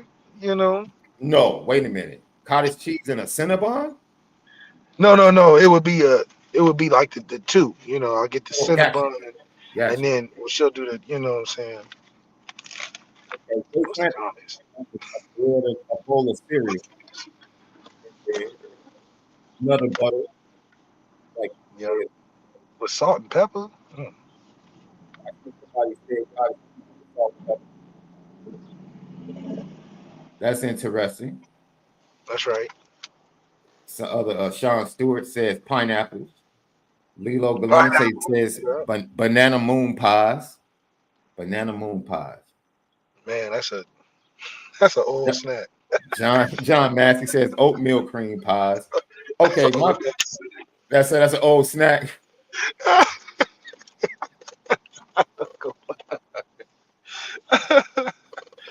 But yeah, those are good ones though. Those are good ones. Oh, Irish Steele said his father uses cottage cheese for his lasagna. Said country folks don't have ricotta. Okay. Okay. Okay. Well, hey, I'm finding out new things every day. Cottage cheese is more of my life than I thought it was. So, yo, for me, look, people, this is going to be funny, dude, because my wife laughs at me to this day. My favorite snack would be 2 scoops of vanilla ice cream, and I would take Oreos and smash them up over the vanilla ice cream. Every now and then I would put some chocolate syrup or some caramel syrup on top of it, but that was my go-to before I went to bed. This was before, I was doing this before cookies and cream became a thing. Oh, here we go. The ice cream, right? You're the first cookie and cream originator. Is this where it's going? I'm not saying what I'm saying. You know what I'm not saying, but I'm kind of saying. So you had the government looking out your window like, what combination is he putting together? I'm just saying, before you saw it in stores and like Baskin Robbins and other ice cream shops all over the world, like Oberweis and everything, That's right. I was doing it organically. That's all I'm saying. It just came to you. It wasn't even like came to me, you bro. were just in the kitchen said, what if I did these Oreos? That's all I'm saying. I was doing this. So you gotta call it the SHAUN. It's not cookies and cream, it's called the SHAUN. I was doing it in the 80s, bro. Cookies and cream didn't show up officially until 98. I researched it. Oh yeah, you owe some money. So I'm you gotta talk to somebody about this. So my wife constantly says, Sean, why don't you just buy cookies and cream? No, see, no. I refuse to do it. I still buy my Oreos. Because they can't make it better than the SHAUN. They can't make it better than the original. It's impossible, dude. Because you made it. They don't put enough Oreos in the cookies and cream, bro. So the McDonald's McFlurry, that don't get you? No. Or the Blizzard from DQ? They put a lot of Oreos in the Blizzard from DQ. Nah. See, because it's in a certain shape, a cylinder shape, and it's not, you got to spread it out in a bowl. That's right. It has to be in a bowl to get the right consistency, bro. That's all I'm saying, man. Okay, but you know what got good chocolate chips in? The white Hershey's. The white Hershey's cookies and cream. It got a chocolate in every bite. It even say it on the label. You know who? What do they call it? Have you ever tried the concrete mixers from Culver's? Oh, I heard of them. Oh my God, They nice. boy! I get one with Snickers and Reese's. Mm. Oh, that's like Dairy Queen. Yes, but dude, they do a fabulous job. Man, look, that concrete mixer from Culver's. They have some good burgers, but that concrete mixer, yeah, Jason Next level. Smith, they're fire, bro. And the combinations that you can have, yeah, they're fire. Well, out I'm here, not our Culver's is Sonics. Sonic do stuff like that. Sonic slushies are better than their dairy products, Really? in my opinion. Yeah, Sonic has some incredible slushies. It's all about that ice machine, man. What that ice machine? Oh, Cold Stone. Cold Stone is absolutely incredible, Jeff Luke. Is there a Cold Stone out there in Oh Cali? yeah, tons of them. Tons of them. Okay, that's wonderful. So when I get out there, that's absolutely wonderful. Yeah, But you know, I've been liking Baskin Robbins. Baskin Robbins is a classic. That's a Yeah, I classic. didn't start liking that till I came out here, though. Yeah, that's a classic. Classic. It's a go-to. I have like 3 that's like 5 to 7 minutes from me in different directions. Like Okay. Baskin Robbins is a must in Chicago. That's right. But when you go, if you ever get a chance, get the founder's favorite. The founder's favorite from Cold Stone. It's absolutely amazing, bro. All I'm saying is I didn't invent everything, but what I'm telling you, before things actually come out, I guarantee you there are a lot of people that were just doing it organic. Guarantee it. That's right. That's right. Guarantee it. Let's get to it, man. Young man, Brady Hart. Cocoa, Florida. Left. You ever been to Cocoa, Florida? One time. Oh, okay. Cocoa, Florida. This young kid, man. We'll check out his sophomore film, Left, and just tell me what you think about the kid. Nice tall kid, man. What I really like, he's another version of what a CJ Carr is. Very technical.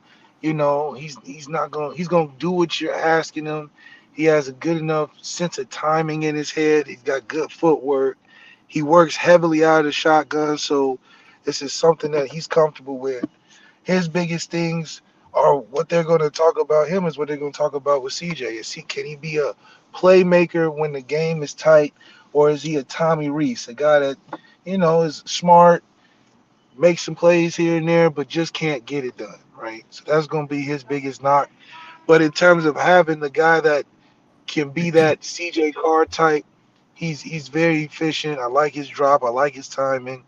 He's got a decent enough good arm. He seems to know what he's doing on the offense. He got some good command. But his greatest weaknesses is Deuce Knight's greatest strength, right? Deuce Knight's the playmaker, off-schedule guy. He can give you a little bit of both, maybe a little bit more because he's a little more talented. But this is a kid that, I look like a lot like Jack Cohn. Aiden O'Connell, might not play as much and get some time here and there. And in his last couple years, he balls out just enough, right? Gets drafted. Wins some games, tough kid. So he's not a kid that I'm thinking he's going to play day one. But by the time he's on the field, after a couple years of working under Gino, a couple years, just seeing what's going on, by junior, senior year, he'll have a great, a good enough year to get drafted. Who knows, right? So I think this is a quality pickup from just building skill within the room and less about just being a playmaker, just skill. Like he looks good, clean form, understands the game well enough, makes the right play. This is what you need in a room when you're trying to build a room that turns into a QBU, right? That's a good drop in the bucket right there. Yeah, if we had a 3-man horse race, this would be like the Jalen Hurts would be Deuce, CJ would be like Tua, and then this kid be like Mac Jones, right? Like something that we want to just build solid on a level where we can win a lot of games. We're having enough skilled players like this. This is not in my opinion, uh, offer where we're like, oh, we see something nobody else does. I think this is you getting what you get, but you're also not recruiting somebody that's a shot in the dark. We ain't in Massachusetts trying to figure out how this kid is going to be the first offer big time, and then he gets all the offers after. He's going to be a big time kid. He may not be the best in the class, but a great pickup.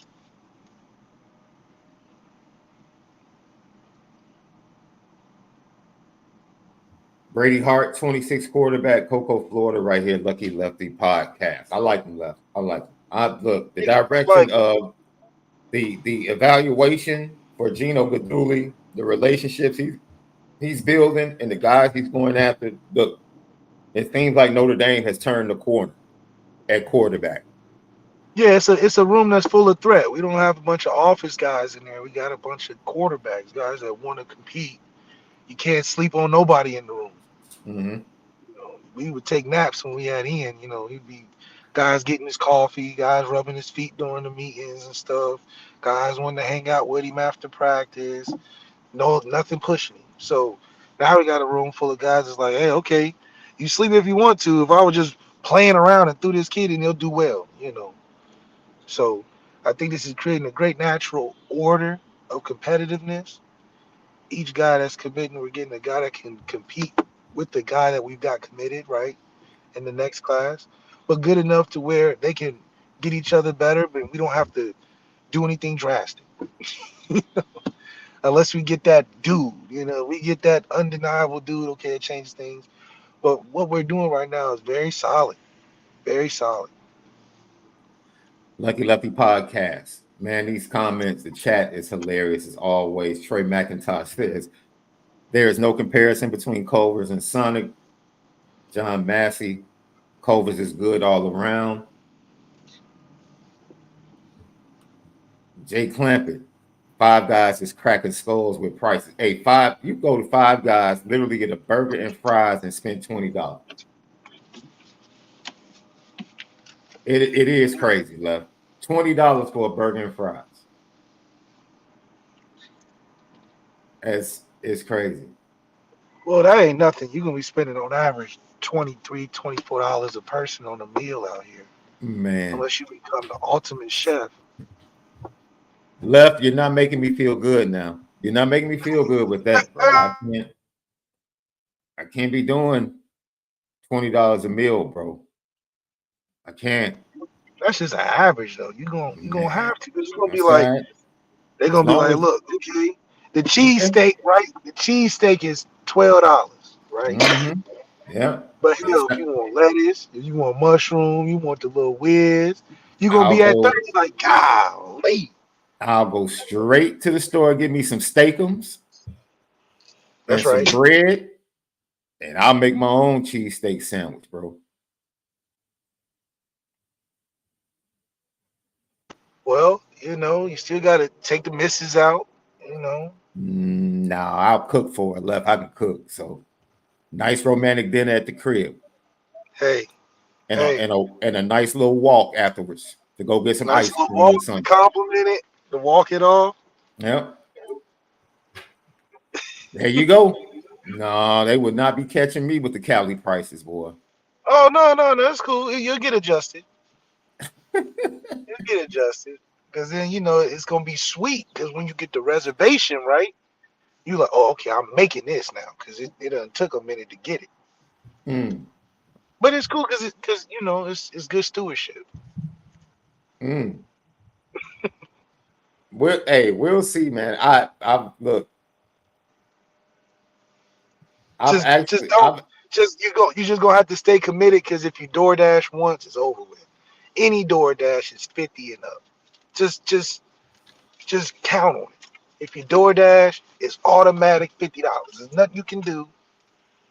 And this is without tip, because they'll try to add the tip when you hit the little next screen and then there's another 10 on that, but you gotta take that off. Regardless, you want a $50 at minimum on DoorDash. At minimum. Wow, that's crazy. Me and the missus, we came out there, I think my baby girl's sophomore year. I think that was 21. And we went to Mastro's in Malibu. So we did hit that one up because we hit it up for our anniversary dinner. I think that was the biggest bill I've ever spent out there. Oh well, that ain't no shoot. Well, That's the biggest. Mastro's in Malibu. I did that, and then we went downtown to a steakhouse. It was one of the older steakhouses that somebody told me about. The steak was pretty good. there's some good eats for sure. It's just Yeah, yeah. It was. I was cool with it. And the eats out there in Cali are pretty good. It's pretty good. I like yeah, that. good eats. I like that market though. That LA market with the restaurants, multiple restaurants in there, and then the little yeah. Just can't let it hit you over the head. That's all. Lucky Lefty, man. Great show, man. You know what time it is, love.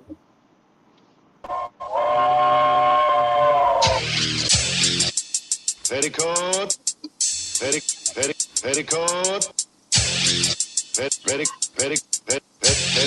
Petticoat Junction. It's time to get petty. Oh, we did a good job executing. Are you upset with something? And fire up the Petticoat Junction train. I just don't like you. You don't? No. What is today's petty historic? Petty Junction.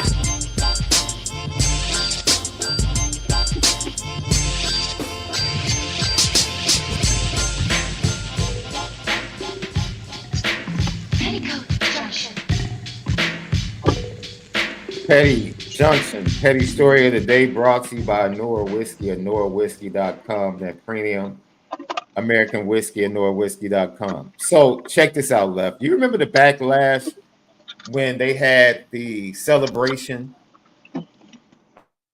and Jerry Krause got booed by Bulls fans and Michael Jordan didn't show up and Scottie Pippen didn't show up and people were all up in arms?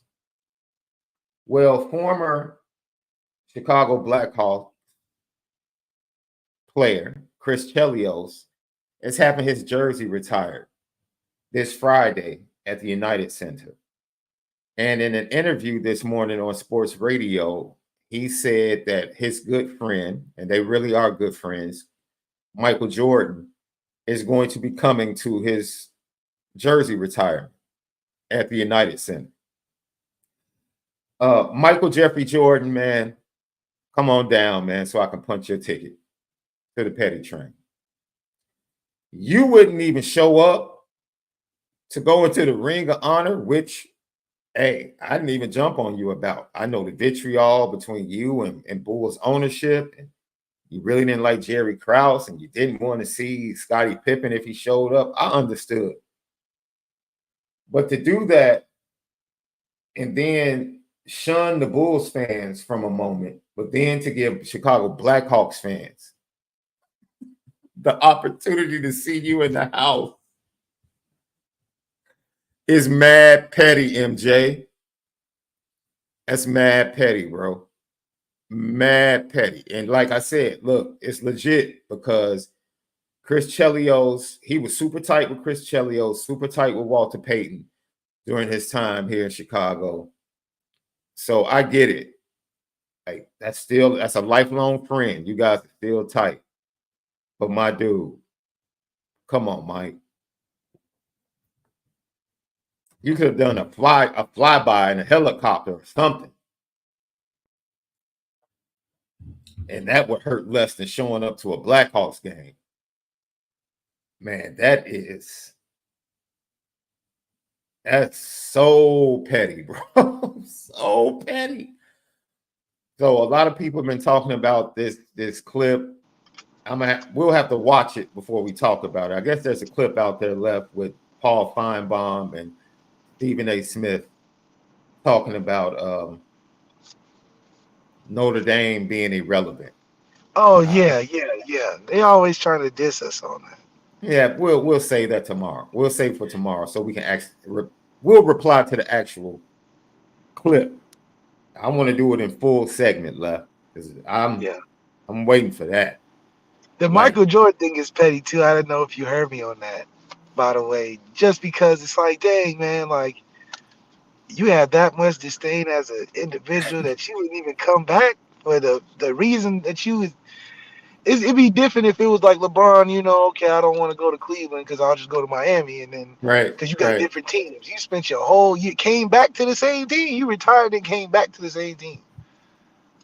I can understand if you didn't even want to go to Washington. Yeah. But dang, but you come for the Blackhawks? How many hockey games you think Michael Jordan went to when he was playing? Just in general. No. He was there in the suite at a lot of them. Okay. Yeah, So Mike he would go to hockey games. He would go to White Sox games. Yeah, Mike was pretty visible. Mike wasn't a hermit. He wasn't that type of dude. Like, do people see LeBron out around LA? Oh, I don't know about around LA. He's out though. Anything with his see, kids, he's showing up to. I don't know if anybody's catching him at grocery stores or nothing, but LA big, man. You would think that he don't even live here because it's so big. You know what I mean? Yeah, it was this big spot on the south side called the 50-yard line back in the day. It's like one of those spots as a kid that you hear about and you always say, I can't wait until I get grown so I can go to the 50. It was on the south side of Chicago, and Mike would frequent it all the time. Okay, so he'd be active. Yeah, Mike was active. He was definitely active and in the streets. That's the one thing I'll give him credit for. Mike was not that. He was not that dude that just hid. He wasn't. So, yeah, I don't know why he's doing it, but I agree with you, Left. It is super petty. These older dudes be holding beefs for a long time. I mean, long time. Isaiah's still mad at Jordan and Magic. I don't understand why. Dude, let it go. Let it go. I don't get it. Yeah, Doma Wap, we talked about the meeting the first day yesterday, and we talked about day 2 to start the show today. So check out both shows. I put the link to the store in the chat for those that have been asking about the merchandise. I just put the link to it in the store. So check it out. And I just think, I know what I have. Chicago Bears fan. Come on down. Left. Did you see what CJ Stroud said? He said the right things. About the Chicago Bears? Yeah, he said the right things. I he was saying they should keep Justin, and I think it makes sense. I mean, hell, I'm a CJ. I don't want to go to Chicago. I think, it's crazy because I think people are so stuck on this debate. People are so stuck in it. No need. You're good. No need to apologize. I just want you to, if you want to hear what we said about it, I just want you to be able to know where you could go hear our thoughts on it, what they discussed in day 1 and what they're going to be discussing day 2 down in Dallas. It is, in my opinion, almost comical to hear him discuss it and then not understand that,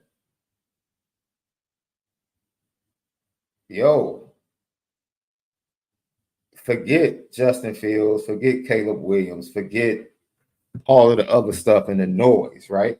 Because all of the other stuff is noise. It just really is, man. Like, you get to the situation where you're talking about this, the overriding thing that is important from what he said has absolutely zero to do with Caleb Williams or Justin Fields, left. It literally has nothing to do with either one. It just doesn't. And to get people to understand that seems to be very difficult, right?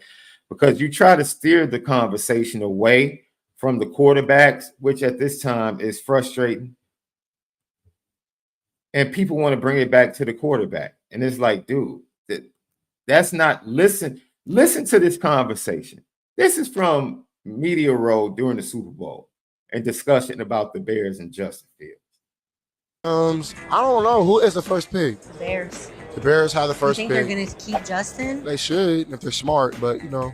It's the Bears. You said it, not me. Dude, forget Justin Fields and Caleb Williams. That is a quarterback that had the opportunity to meet with the Bears. He did not want to come to Chicago. He's telling you. The young lady that was interviewing him, they're letting you in on the fact that the Bears are not respected as an organization around the NFL and are not respected by players. They're not. The Bears aren't moving into a new stadium because they got motivated. The Bears it was a strong, let me say it this way. The Bears are looking for a stadium right now because it was a strong suggestion that came from New York that as the charter franchise of the NFL, it was embarrassing not to have their own stadium and everybody else had their own stadium. Bears ownership doesn't want to spend money. It's ridiculous. They're bottom tier. They've always run the organization bottom tier. And it doesn't matter what quarterback they get. The quarterback won't change the business. Can I give you a great example, Left? Can I give you a great example? The Chicago Bulls are not respected amongst NBA players. They're not respected amongst NBA players. They're laughed about. When they had the All-Star game in 2020, they were the laughing stock right before that. And I hear people out there saying, but the Bulls have 6 championships. Those belong to Michael Jordan, dude. Because you take those championships away, who are the Bulls left? Zach Levine. And that's John sad. Paxson.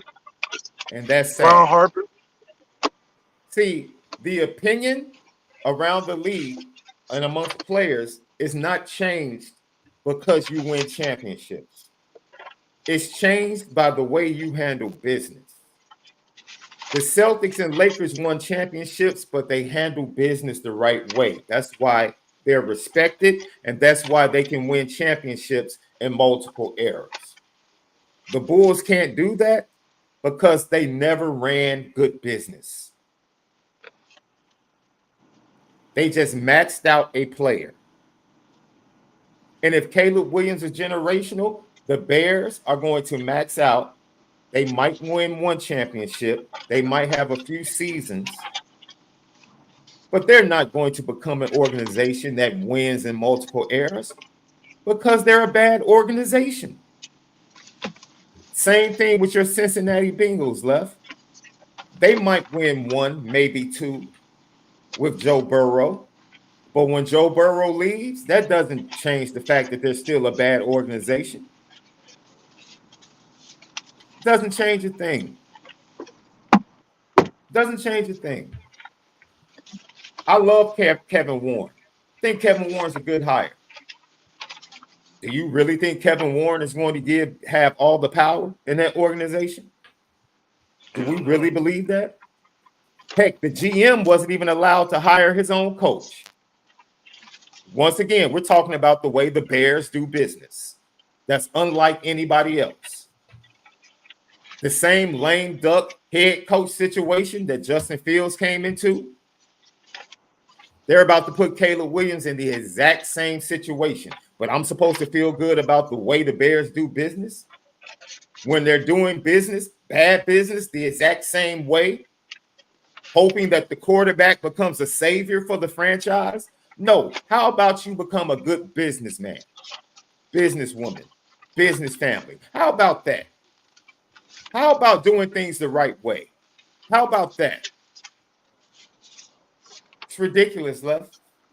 It's absolutely amazing that in the midst of everything CJ Stroud said and the young lady that was interviewing him, everybody wants to talk about Caleb Williams versus Justin Fields when they just told you how bad the Bears are viewed around the league.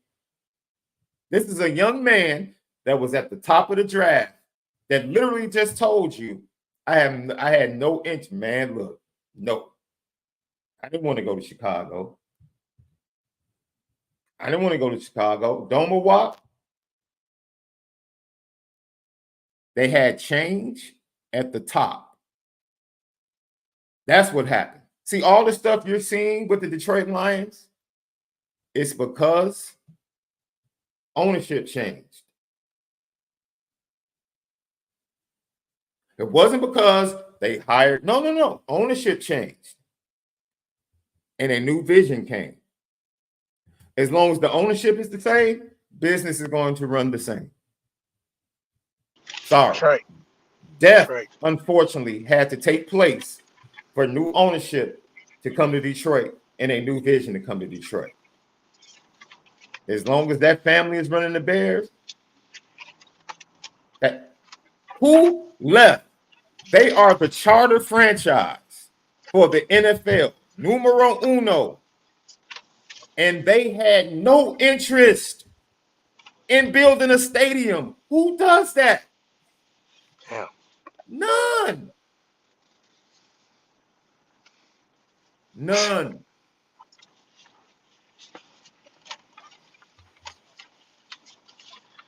I guess when you make that much money, you really think about stuff differently, you know.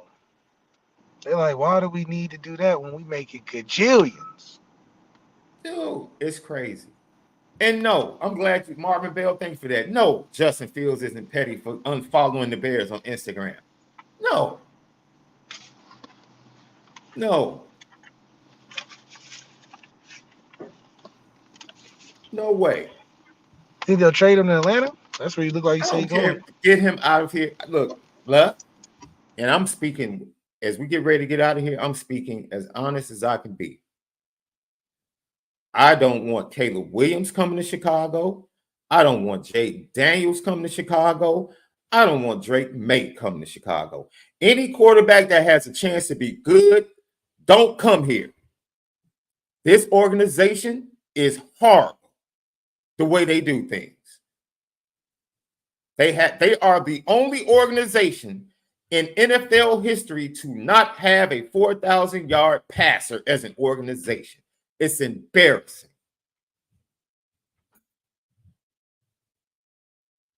What situation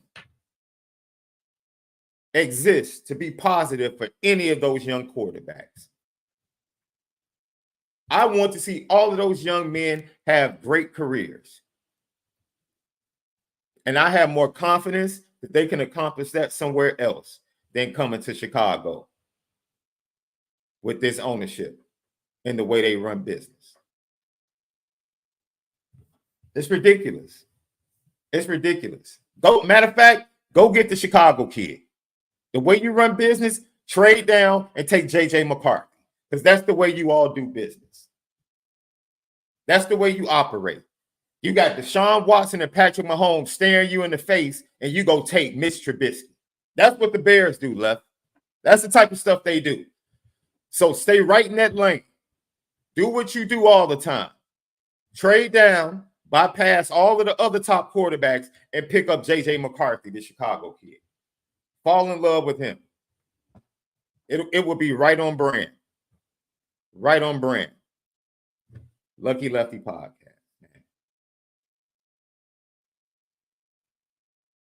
That's right. The Bears got to get it together from the top down. Notre Dame did. Man, and that's what we're watching. We're literally in the middle of Notre Dame seemingly looking like they're getting it together. That's the good vibes that's going around the Notre Dame fan base right now, because it feels like Notre Dame is finally getting everything right.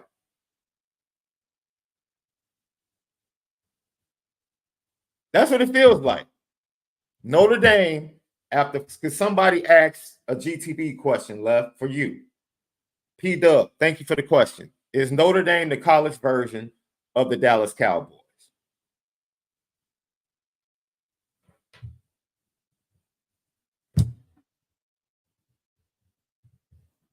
Man, I think they were, until we start seeing signs of them changing and really investing and moving into the future.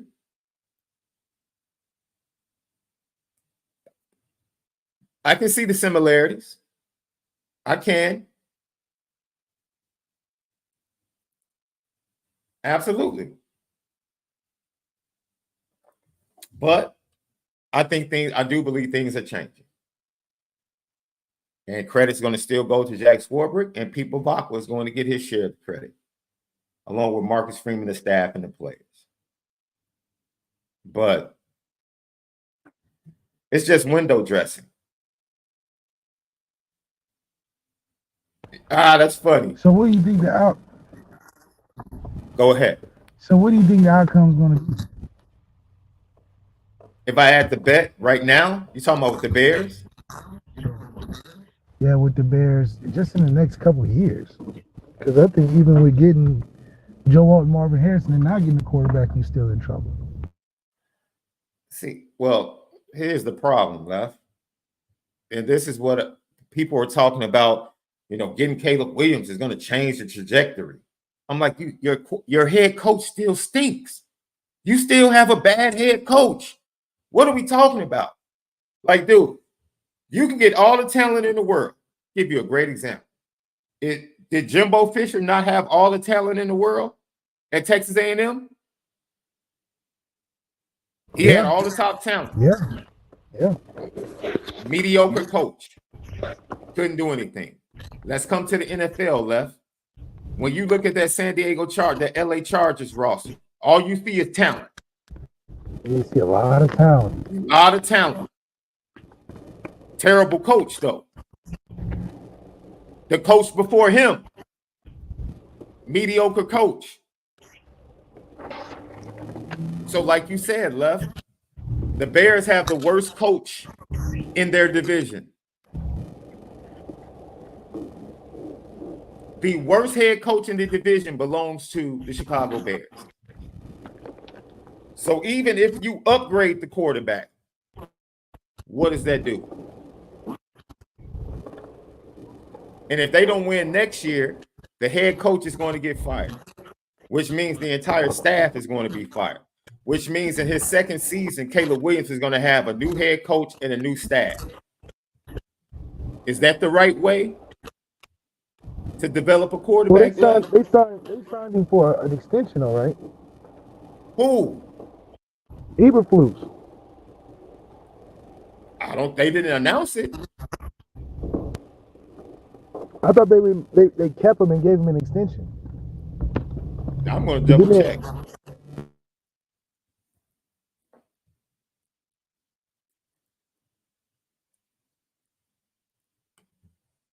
Let's see. We'll go here to the report. NBC Sports Chicago. It was reported that they're bringing back in Matt Eberflus. No mention of any extension to his contract. Oh, okay. So just bringing him back then. Okay. Yeah. So they're going to rebuild again. Getting fired next year. Yes, they're doing the same thing they did to Justin Fields. They're doing the exact same thing with Caleb Williams. But people want me to believe that things are changing. No, they're not. The Bears are going to stack talent like they did with the Urlacher team, like they did with the Mitch Trubisky team when they went to the playoffs. They're going to be okay for a couple of years, and then all of a sudden they're going to fade away. You know why? Because the organization's bad. It's amazing how the Lakers can hire good coaches. The Lakers can scout and evaluate. The Celtics can hire good coaches. Here's another argument somebody tried to say, Love. The Patriots weren't thought of as a good organization until Tom Brady got there. Ladies and gentlemen, the respect that Robert Kraft had as a businessman before he bought the Patriots was immaculate. He knew how to run a business. When he got the Patriots, who did he hire? Bill Parcells. Guess what Bill Parcells took the Patriots to? The Super Bowl, where they lost to the Packers. Guess who the quarterback was? Drew Bledsoe, a quarterback that they drafted, evaluated, drafted, and developed that took them to a Super Bowl. They also drafted and developed Willie McGinnis, Teddy Bruschi, Ty Law, Hall of Famers. So let's stop acting like, I'm like, dude, oh, the Pats weren't a good organization until Tom Brady got there. False. A quarterback does not make you a good organization. It might save you a bit, but being a good organization gives you longevity. And the organizations that are constantly winning through different coaches, different quarterbacks, different eras, those are your good organizations. The Eagles, the 49ers, the Chiefs. They're still winning.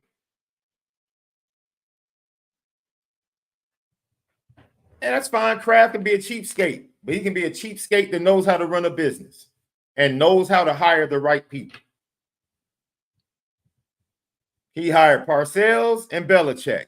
Worked out pretty good for him. The GMs that used to work for him, executives that went around, dude, half the people that left the Pats went to Kansas City and continued what Kansas City was doing. Track record's pretty good. Now, Bill Belichick, his hiring of assistants, real questionable outside of New England. But when they're in New England, they're pretty good coaches. The Pittsburgh Steelers, they can win with multiple quarterbacks, even though they're trying to find a quarterback now, but they're still winning. Still defense, still drafting, still evaluating, because they're a good organization. New York Giants, same way, good organization. New York Jets on the other side of town, terrible organization. That's a good question, Lef. That's a good question. I would have to say no, because after Don Shula, I mean, they were able to win with multiple quarterbacks. They moved on from Greasy.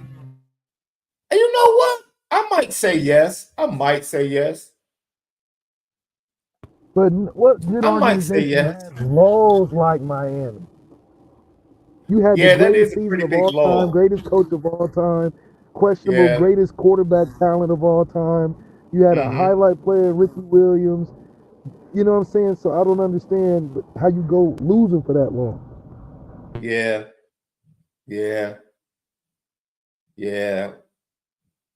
Like, Jay Clampett, I hear what you're saying. All I'm telling you is that the Giants and the Mara family are widely respected in NFL circles from a business standpoint. Hello, they won world championships. Heck, they won multiple championships with Eli Manning, fam. Like, as a Bears fan, I have zero to say about the Giants. Zero. I know they're a much better organization than the Jets. I know that. It's night and day. Regardless of what you think about the Giants. It's not, dude, what they did in the 80s with Lawrence Taylor and Bill Parcells, and then to come back and win again with Eli Manning. Dude, I will give the Giants far more credit than the Bears, the Jets, the Chargers. Man. What about the Falcons?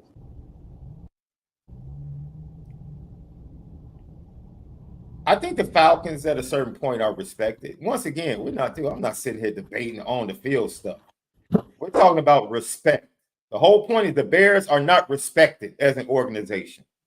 The Giants are respected around the NFL and by players as an organization. The Jets are not. They're not. The Cowboys are respected. Haven't won anything, but they're respected. Jerry Jones is highly respected from a business standpoint. Cleveland's respected, they just don't win. I think Cleveland's more respected than Cincinnati. I don't know. I don't know enough about the organization in the world. And that goes to my point. Joe Burrow gives them a chance to win. Joe Burrow gives them a chance to win, but that doesn't change the fact that they're a bad organization. Cincinnati's way worse than Chicago. Let's just point that out. You think so? They are the cheapest organization in history. But they have developed three Pro Bowl quarterbacks. Kenny Anderson was an NFL MVP. Carson Palmer. That's by luck of the draft.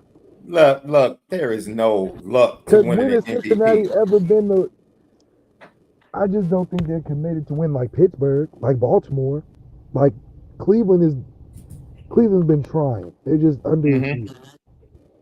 They're not even out of the four organizations they're in the division with. There's no way you can say they're the even third.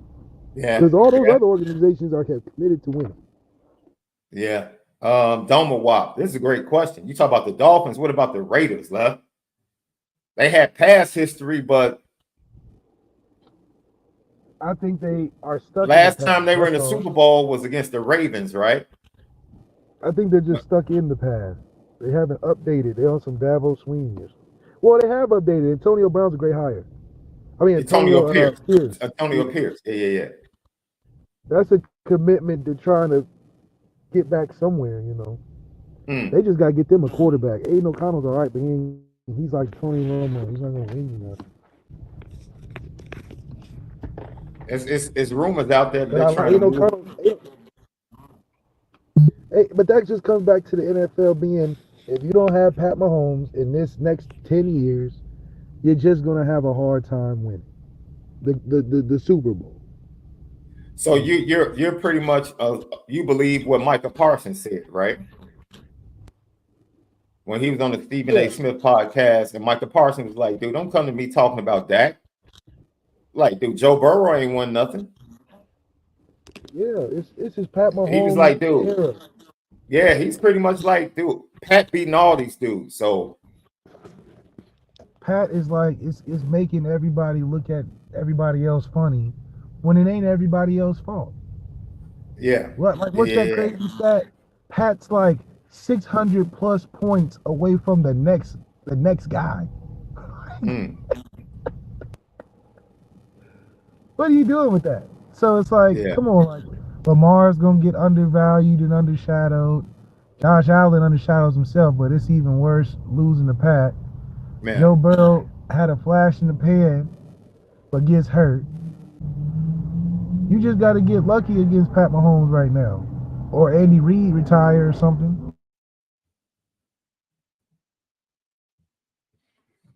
You know what? I would give Doma Wop. That's a really good question, man. I would give the Dolphins a nod. That's a good organization before the Raiders.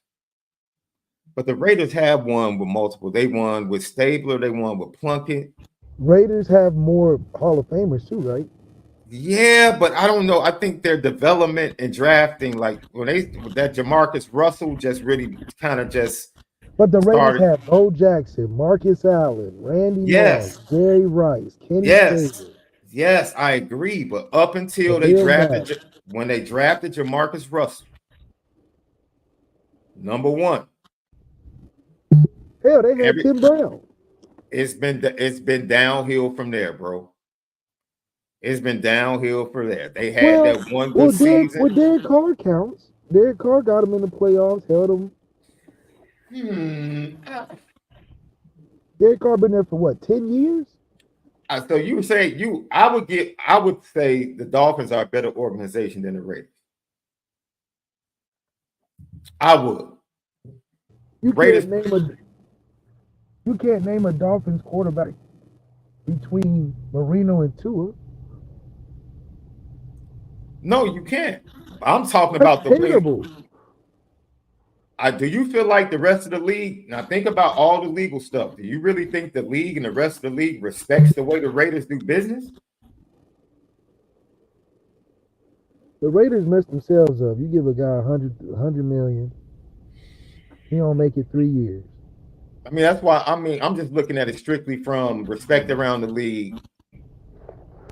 Would players rather go play in Miami, or would they rather go play with the Raiders? Because the Raiders don't have the same. Move locations. The Raiders, yeah, but that Raider mystique. The Raider mystique is not the same. But they've been committed to it through their hires. Come on, dude. Now let's be honest. I wish they had not done it, but they came and got our boy from the NBC broadcast of Notre Dame games, and he was a horrible GM. Yeah, Mike Mayock. Was horrible. In theory, it sounded good, but Mayock was guessing on TV too. But also, John Gruden was a good hire if he wasn't the head coach. If he was an OC. That was the problem. They hired him as the head coach. That's not a good hire. But they committed to tradition, though. That's what I was getting to. They were committed to hiring what made them successful. When the Raiders were at the all-time, they didn't, so in terms of organizations that are thinking about winning, at least they went to what worked before. I'll say this. I cringed when I saw that Michael Mayer was going to the Raiders. I was like, oh, no, man, no. Better than Cole going to the Bears. I disagree. Oh. I disagree. I disagree. The only difference between the Bears and the Raiders right now is that the Bears don't have the stadium. That's it. Wow. As far as the business side, dude, the Raiders almost didn't have enough liquid to finish the deal for the stadium, bro. They were hemorrhaging money for years. The Raiders got one of the best stadiums in the league. So, dude, without a doubt, that's committed to something. I mean, hell, they in Vegas. They said we got to compete with Vegas, and one of those things. But that's a good question. That was a great question. Because the Dolphins, I don't know. I think the Dolphins, for both, I would have to wait and see. Historically, you can give thumbs up for them winning in multiple eras. And in drafting and developing multiple quarterbacks in multiple eras. They've both done that. So you can give the thumbs up to both. Hold on. Miami hasn't done that. What do you mean? Outside of Marino and Tua, who are we talking about in Miami? Bob Greasy. What are you talking about? That's a Hall of Fame. That's a Hall of Fame championship. Perfect season quarterback. No, I was saying in terms of and then they went to the Super Bowl with David Woodley at quarterback, bro. When they lost to the Redskins. They're not giving David Woodley any. Are you saying he's what? I'm just saying they developed a quarterback that took them to the Super Bowl. That okay. I mean, if we're gonna give Brock Purdy love, I mean, are we giving him Jimmy Garoppolo love? I mean, he's got the same stats as Jimmy Garoppolo. Isn't that crazy? He is the same quarterback as Jimmy Garoppolo. Hey, man, I'm just saying. He has the same exact stats, efficiency, interception, touchdown ratio, everything. That's so crazy. Who was that? Colin Coward pulled it up. Literally, we could go down the list. Let's do this. Let's do this with Kenton on Three's Company. Let's continue this conversation with Kenton on Three's Company. Yeah. You can literally left. I'm gonna do this research. I guarantee you can find at least two quarterbacks that every NFL team has developed, has drafted and developed that have been successful. At least 2. The Bears have a maybe in their entire history.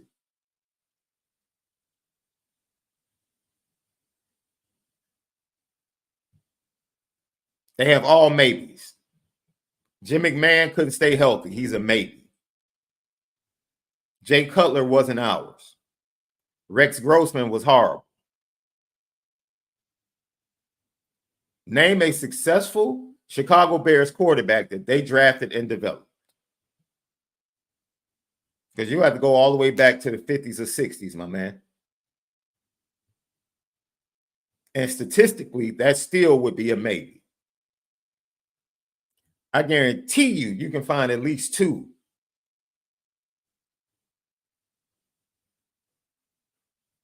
In every other franchise.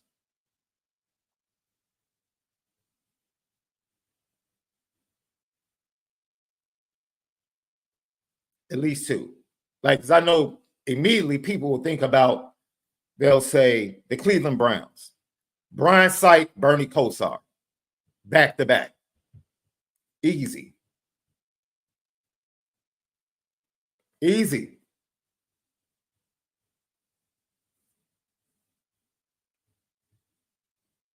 Atlanta Falcons, Matt Ryan. Mike Vick. Easy. I promise you, you can go down the list of NFL teams at every organization. I told you, Kenny Anderson, Bengals, as bad as they are. Kenny Anderson, Carson Palmer, Joe Burrow.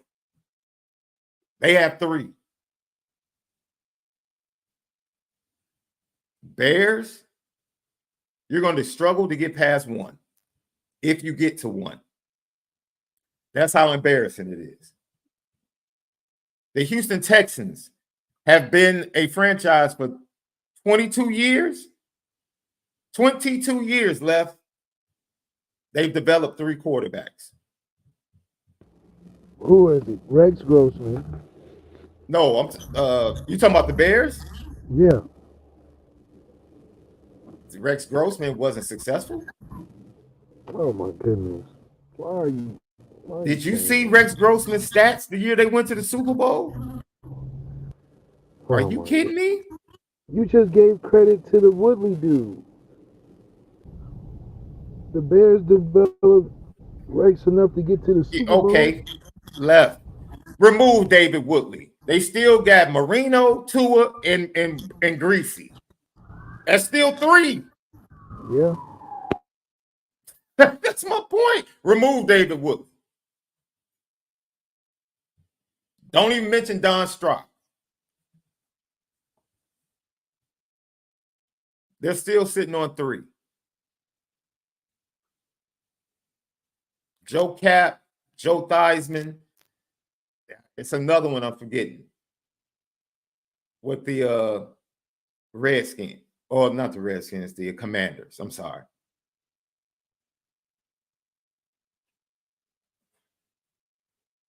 Got Doug Williams.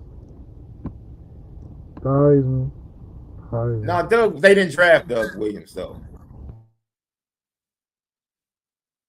The Eagles had Donovan McNabb, Ron Jaworski, Randall Cunningham.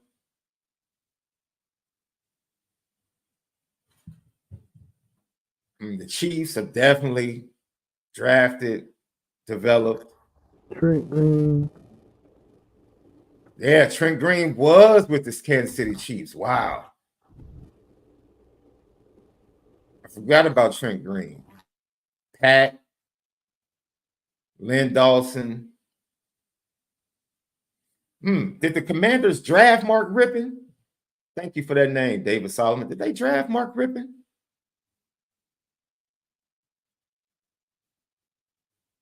Heck, even the Lions have Matthew Stafford.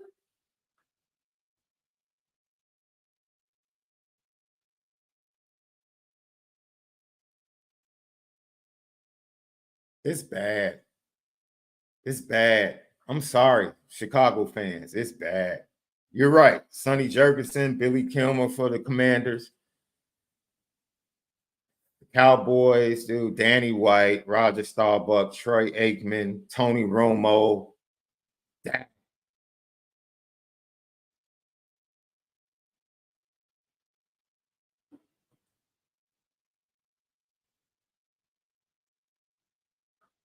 McMahon is a maybe, dude. McMahon had like 1.5 good years. He couldn't stay healthy. I'll give him to you. That's like adding Sam Bradford in there. Yeah, that's like one. It's dude. It's left. They are literally, for multiple reasons, one of the most embarrassing organizations in professional sports. Not just NFL, professional sports. And they're the charter franchise of the entire league, Left. They are the first franchise in the entire league, and they're the most embarrassing.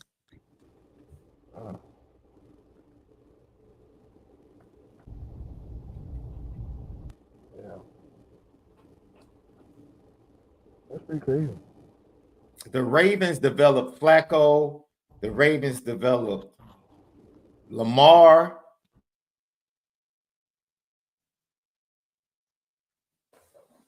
The 49ers have a long list. The Rams have a long list. Vince Ferragamo was pretty good. Heck, Jared Goff was developed by the Rams.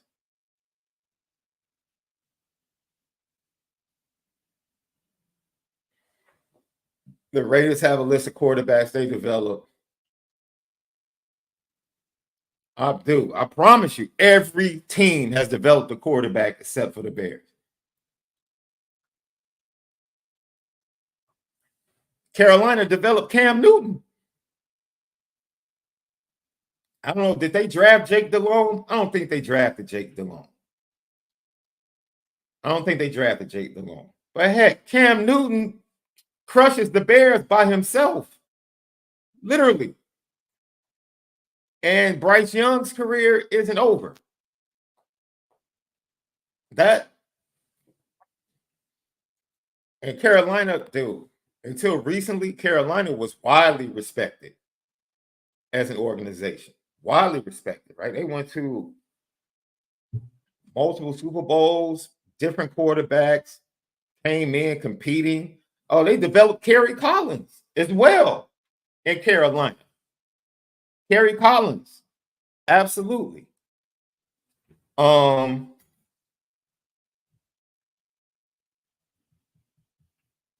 Dude, Carolina isn't at the bottom. Carolina literally has 2 quarterbacks they took. Like every quarterback they took early developed draft-wise. Now I take that back, didn't they? They just missed on somebody right before Bryce. No, I take that back. Sam Darnold was taken by the Jets. Who did they draft early? And when early, I'm talking about like top 10, top 5. I'm not talking about like second, third round, or talking about top. Carolina's had Kerry Collins, Cam Newton, and now they got Bryce Young. Yeah. Dude. Man, this is a great conversation. We're going to continue this. And we might extend it to college as well. Man, great show today, guys, man. Appreciate you guys. We'll be back. Three's Company. Myself, Malik, Ken Gibbs. Until next time, we'll holler, man.